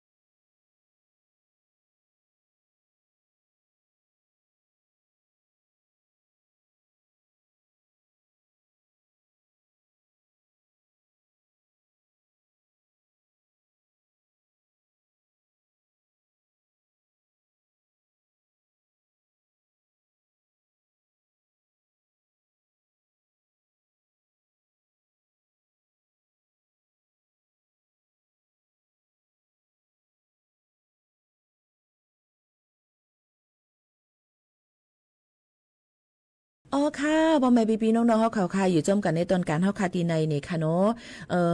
จอมกันจอมข่าวหมู่ข่าวนู้นและห้องปล่อยเสียงเก้งใหม่ AM 147กิโลเฮิรตซ์ค่ะย้อนเพลงความขึ้นหนึ่งตีเก้งใหม่จ่องไรค่ะจือเพลงว่าหือคาก่อนั่นอันเมื่อไกลนี่เป็นตึกเจอถึงเมื่อค่ะน้องเอ้ยกับที่เฮาคามาถ่อมตุ้ยเนี่ยค่ะเฮาคาติใกล้ๆหันสื่ออำนั้นก็ปอก้าเมขายเขาจะไหนนะคะโหลเลยฟังไว้ลองการปืนเผาการโจเนี่ย บอกมาไหนมันไปจดเจลีค่ะเนาะการปืนเผาอำนั้นก็การโฆษณาป่วนแปนป่วนเลอในนั่นค่ะพี่น้องเขาลองตั้งจะไหนโหลเลยฟังไว้ก็เปื้อนนั้นเลยภายตั้งสำนักงานคณะกรรมการคุ้มครองผู้บริโภคสำนักงานคณะกรรมการคุ้มครองผู้บริโภคค่ะพี่น้องเขาค่ะภายสคบเขาอันที่เป็นห้องการภายกุ้มทิ้งลองการกินตั้งย่ำเจ็มเจในเปิ้นก็ลาดไว้ว่าห้ามอย่าเป้ปืนเผาป่นแปนหรือเสลองเตะป่นหรืออันเตมันนั่นจังไหนค่ะก็เปิ้นไหนหรือเลยมีค่ะเนาะกำนำเด็กขายว่าอันนี้ตายหยกขาวกำเลี้ยวอันนี้มันป่นเลยเนี่ยมันใจลองเตมันมีอีสังเดต้าแล้วก็ขาวกำเลี้ยวหรือสิว่ามันมีถัดสารเสียร้อยถัดสารกูต้าอีกอย่างที่มันเฮ็ดเธอมันเนินหนังเขาขามันขาวไว้ให้ไหนลีกูค่ะนะอันนี้เยอะก็หันกำเลี้ยวกินเหยาหายกำเลี้ยวเจมเจ้าในมันไรในนั่นค่ะเราปีน้องๆเขาค่ะในค่ะจังไหนค่ะเนาะเยอะก็มันก็เดี๋ยวว่าลดย้อมน้ำหูปากเต็มปากเปอร์เซ็นต์เจมเจ้าในค่ะมันมีค่ะปากเปอร์เซ็นต์ในปป่องว่าเสียงกลางนั่นค่ะนะเนาะก็เปิ้นนั่นแหละลองตั้งเจ้าในมันก็หลูเลยฟังกันไว้ติเลลาซึ่งฮือหล่าตอนแต่ได้ปืนเผานั่นก็ติกาติขายอีสังสีอำว่านั่นติเลยมีข้อความอันแจงแรง7ทัดไหลนั่นค่ะเนาะพี่น้องเขาค่ะใจข้อความอันที่เขาเจอเลยง่ายในนั่นค่ะสังเกตว่าเป็นข้อความอันเป็นต่างอันในติเลยมีลองเปลี่ยนภาษาให้มันถูกแมนจังไหนค่ะเนาะก็เปิ้นนั่นแหละลองตั้งเจ้าแน่มันถูกดีเลยฟังกันไว้เต้ๆในนั่นค่ะก็เปิ้นนั่นแหละการเจอข้อความอันตีปืนเผากว่าเลยลองตั้งอันป่นหรือลองเตมันนั่นในจึงเตจางเฮ็ดพิษปักเปิงหมายมีตัวตามตกคอกอ่ำป่น6เลินมือตามเงินอ่ำป่น100,000 บาทอ่ำนั้นก็มือตามเงินตั้งตกคอกตั้ง2อันในนั่นค่ะก็เปิ้นไหนลองตั้งเจอในนั่นนะคะเพราะเปิ้นว่าเข้มที่สุดในกำผาที่สุดในโลกเจมเจอในนั่นเนี่ยมันทัดเลยว่าเจอเต้ในค่ะเนาะหันผลกำเดียวตายหันกำเลียวเจมเจอในมันเป็นข้อความที่มันป่นมีลองแจงแล้งเจมเจอหนังไหนค่ะก็เปิ้นนั้นลองตั้งเจอในพี่น้องเขารู้เลยฟังกำน้ำพี่น้องเขาเรียกว่าพอกินอันไหนยอมกำเลียวกินเนี่ยมันมีเพมีภัยสังกินเนี่ยมันตุ้มเตอสังเจมเจอใน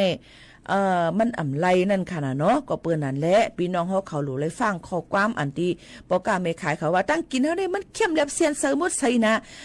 พิษสังเสมจะได้กินก็หวานเนี่ยมันหวานกว่าเฮาค่ะเหมือนกันส่งเกียกกว่าเฮาค่ะเหมือนกันย้อนเปิ้นนั่นแหละอายศาตั้งกินอันเฮาเฮ็ดได้มันเป็นจังไหนกินจ้ำต้วยค่ะจังนั้นจังไหนให้ไหนก็เตลีเฮาค่ะหลูเลยหมอใจข้อความให้มันดีในนั่นค่ะเนาะกำน้ำเฮากลุ่มเลยขายหาอีหยังคุกขวางเฮาได้บ่กินเฮาได้ยอมกำเหลียวกินเดียวในมันติดขาวมากำเหลียวเจ็มจังไหนมันเป็นข้อความอันที่โฆษณาเกินจริงในนั่นค่ะหลูเลยฟังกันไว้จ้อมก็เปิ้นนั่นแหละลองตั้งเจอในมันถูกดีเลยไว้ฟังกันในนั่นค่ะลองตั้งบางปองมาเฮาใกล้ลืมหางลืมตัวกว่าหลูเลยขายหรืออะไรคึงปองให้สั่งลองนาการเนาะค่ะนั่นก็สัมปอลืมมาอันไรถูกเมียนถูกเมียนจิมเจอในค่ะเนาะหลังอันนี้ก็หลูเลยฟังกันไว้จ้อเหมือนกันในนั่นค่ะพี่น้องเขาค่ะก็มาฝากตวนทุกถึงกูก้นจังหนังในค่ะนะเฮาค่ะมาถ่อมด้วยเทียงเพียงกว่าหมันหูถูกใจกันเทียง1หูก่อนจ่องขึ้นมาอุบมาโอจ้อมกันเทียงกำ1ค่ะนะปอแม่ปีน้องๆเขาค่ะมาถ่อมด้วยเพียงความหวานหูถูกใจเพียงความหูในค่ะเนาะ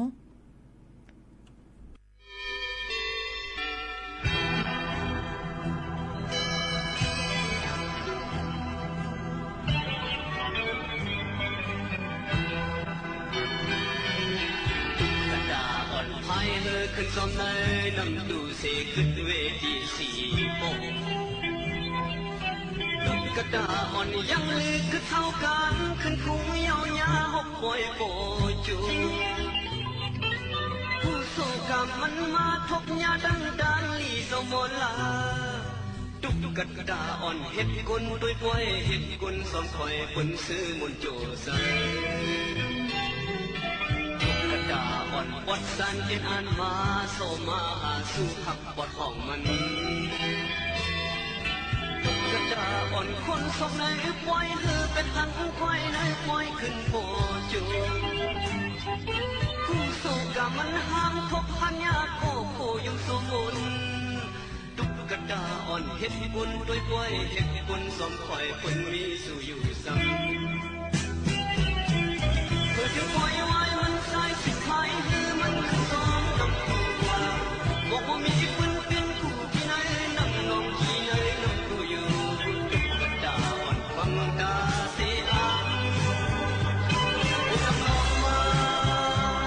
ไล่เอามันลองถึงเลยน้องเกี่ยวมือ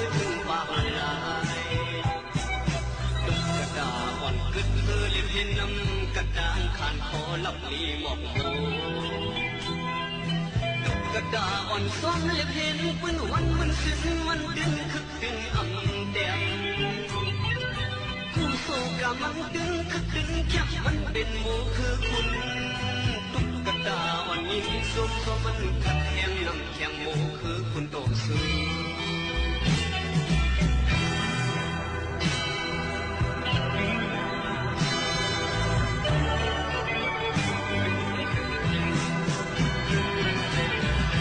ปล่อยไว้มันใส่สิขายให้มันขึ้นตองนำอยู่ว่าบอกว่ามีปืนขึ้นคู่ที่ไหนนำนองที่ไหนนำอยู่อยู่ตุ๊กตาอ่อนวังตาเสียผู้นำน้องมาไล่เอามันลองถึงไหนนำเกี่ยวมือถึงปากลายตุ๊กตาอ่อนกึกเลี้ยงเห็นน้ำกระดานขันคอลับลีหมอกโม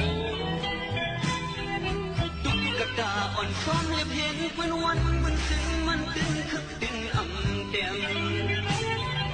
คู่โซกามันดึงคึกดึงแค่มันเป็นหมูคือคุณตุ๊กตาอ่อนยิ่งส้มก็มันขัดแย้งน้ำแข็งหมูคือคุณโตสู้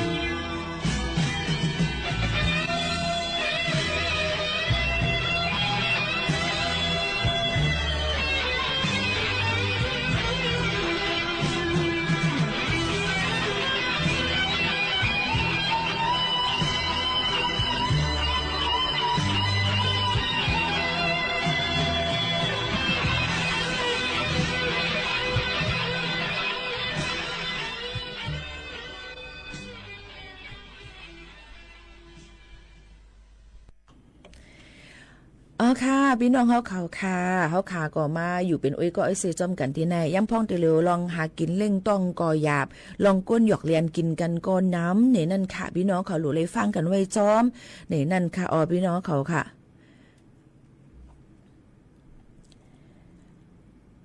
ว่าได้เป็นหยอกเรียนเนื้อออนไลน์หยอกเรียนว่าสู่เป็นก้นกำลีสู่แต่ไรเงินขนันขนายหรือเลยร้อยเงินมาปานนั้นตั้งหมายป่านสู่อีสังจำซะในอย่าไปกึ่งกลางหยุ่มค่ะเนาะย้อนเพราะว่ามันเป็นก้นหยอกเรียนยก็โปรไฟล์หังลีหังงามในสื่อโซเชียลมีเดียหลายๆอันนั่นสิมาว่าเฮาหักสู่เฮาได้มาหาสู่เฮาไปสู่ดิคงเฮาบินเอาเงินมาปันเฮาแลเฮาซื้อโคตรตอนมาปันสู่โหลห่อมปันเปิ้นปันออกจำซะในเป็นการหยอกเรียนกันตั้งมดตั้งเซงโปรไฟล์แคบหางยุ่มไล่เลยสิว่ามันแต่เลยมีเทียงค่ะพี่น้องเขาตอนหนังสังว่าปืนมันว่าปืนเกียบมันมาเฮาได้เลยนี่เขาก็ด้วยว่ามันยามเหตุการณ์ที่ไหลหมายฝนมันจ่องมีติกับสึกมันจ่องมีมันก็เฮ็ดสื่อเฮิรนสอมว่าอีหยังสิว่าเฮ็ดออกมานั่นเอาแค่พังปืนนั้นก็ต่างเอาแค่พังต่างอันต่างยก็กับโปลงกับกูตีกับว่าหังเปิ้นกูตีจำได้เนี่ยเป็นก้นอันตีมือล้วนก้นอันไข่กับว่าหังเปิ้นแหลมฮัดในตู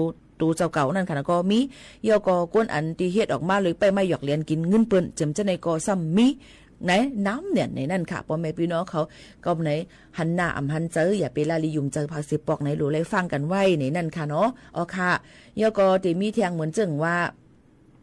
สูเดเหตุการณ์จอมเฮาเหนือออนไลน์แหละสูติไรเงินเรือนสูขนาดคานายมันก็เพื่อถามอาการนี่อย่างละเข้ามาในจุ่มเฮาก่อนแหละสูจ่องไกฮู้เฮาติส่วนปันล็อกไลน์มันจำจะในก็หลูเลยฟังไว้ค่ะเนาะเกี่ยวกับเรื่องลองการใจออนไลน์ในลีกูในค่ะเนาะพี่น้องเขามันก็มีเผยค่าใครทุกค่ามีเผยค่าใคร ใครตกผ่านมีเผอนั่นค่ะนะกูก็ใครมักมีลีเป็นกันกูก็ก้อยกาอยู่ที่ว่าก้นนั่นเตคัดเจอมักมีลีเป็นจึงหือในอันเปิ้นมักมีลีเป็นมีลองตั้งคัดเจอนั่นในเฮาค่ะก็ถูกดีแลยุกยองนั่นค่ะนะเราแลยุกยองแล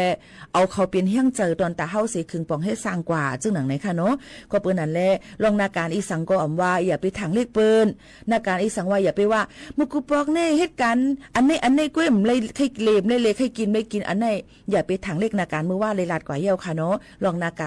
ารอีสังเสมว่ากันต้อล่ะเมขายตัวเมหมอกยาเมกาลียงก็แล้วยังก็ยาก้นเก็บหมอเก็บหวานล่างหวานนี่ก็เปิ้นก็เป็นนาการเปิ้นเฮามีเฮาหมอเฮ็ดเลยกูอันก็เปิ้นนั่นแหละเฮ็ดนาการตัวเจ้าเก่าให้ลีที่สุดในนั่นค่ะตอนตาได้ข้อความตาได้ส้นห้วยตาได้ให้ลาดให้เปิ้นมาหยุ่มเฮานั่นเนี่ยอย่าไปลาดโฆษณาเกินจริงอย่าไปให้มันป่นเปลี่ยนป่นลือสิอันลองเตมันเจ็มเจ้าหนังไหนแทงหรือเลยฟังไว้ในตุ่งวงเฮาขาในมันแกบในค่ะเนาะอิดก็กว่าไก่แหนนเย้าในนั่นค่ะหรือเลยฟังกันไว้จ้อมในนั่นค่ะลองตั้งเจ้าในลำลองในค่ะเนาะการหยอกเล่นกินกันลองข้อความในค่ะเนาะลองอย่าไปทางเลขนาการเผอเจ็มเจ้าในค่ะเนาะพันการเผยกันมันก็เฮ็ดกว่านั่นขนาดไหนอันในก็ลำลองในนั่นค่ะก็มาลาดปันก็บ่ว่าตาเหลียวลองลอกไล่หากินก็หยับแน่นเงินตองในนั่นค่ะเนาะพี่น้องเขาให้ออนกันแป้งกินแป้งเจ้าค่ะแทงร้องในเส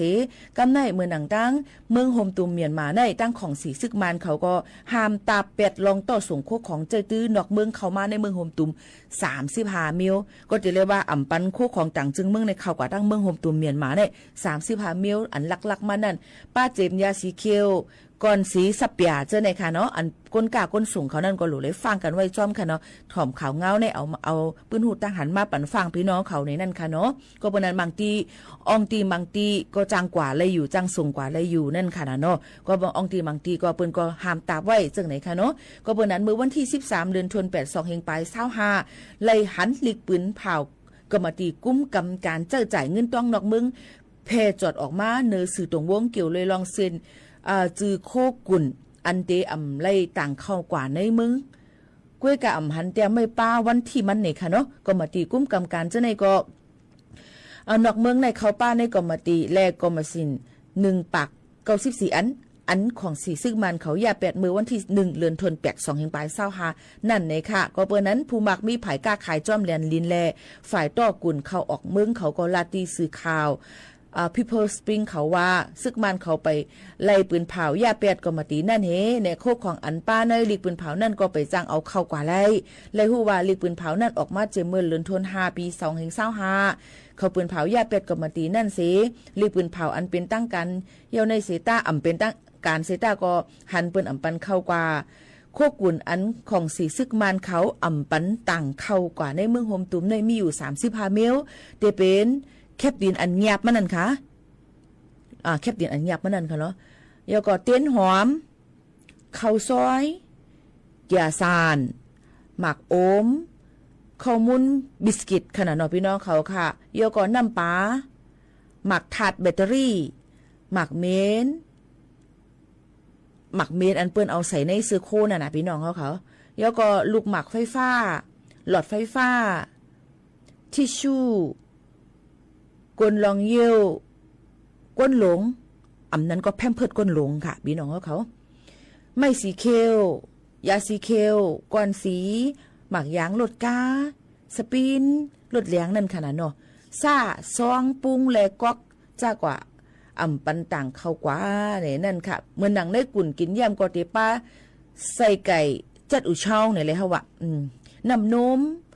มโสมโยเกิร์ตเต่งชินผมว่าในมันไปจอดไปเจลีค่ะเนาะหมักไม่หมักตอกกูเมียวเจอในค่ะก็เปิ้นนั่นแหละกวนกาเขาก็ลาดว่าเขาอังเขาได้ว่าแต่ได้เปี้ยงเจอจ่ายเงินนอกเมืองก้วยกาตากุนตาก้นในเมืองแต่ก็เป็นอันลองหยาบคันเจอตอนตาได้ตื้อติดจะได้ขายถึงเจอในเทียงรู้ก่อนค่ะเนาะก็เปิ้นนั่นแหละ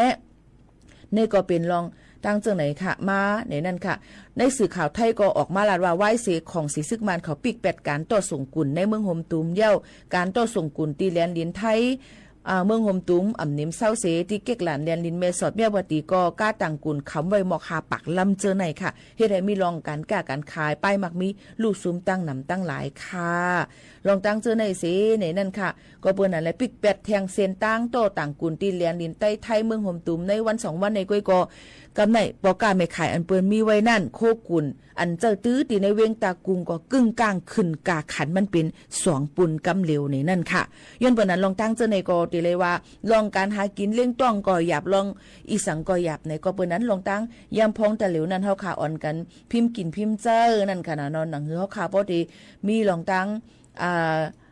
หลอดเพเนี่ยค่ะมีลองตั้งเลยเจอจ่ายเฮามันเป็งปอตอนตาในภาวะจัดปานเฮาคานั่นในนั่นค่ะก็ออกมาฝากตอนถึงป้อแม่ปีๆน้องๆเฮาเขาจึงหนังไหนค่ะอ้อผาดยานป้อแม่ปีๆน้องๆเฮาเขาเมื่อกว่าก่อนเย้าค่ะส่งขึ้นมาหบมาทบจอมป้อแม่ปีๆน้องๆเฮาเขาเที่ยงค่ะนะในตอนการเฮาคาดีในยิ่งจมขอบใจอย่านำค่ะอ้อม่อนๆค่ะเหมือนสูงค่ะ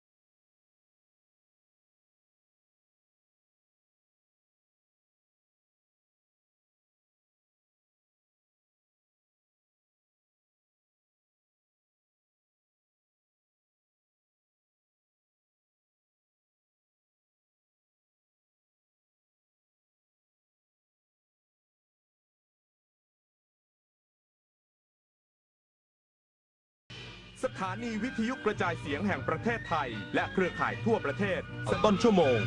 รู้เร็วรู้จริงเกาะติดทุกสถานการณ์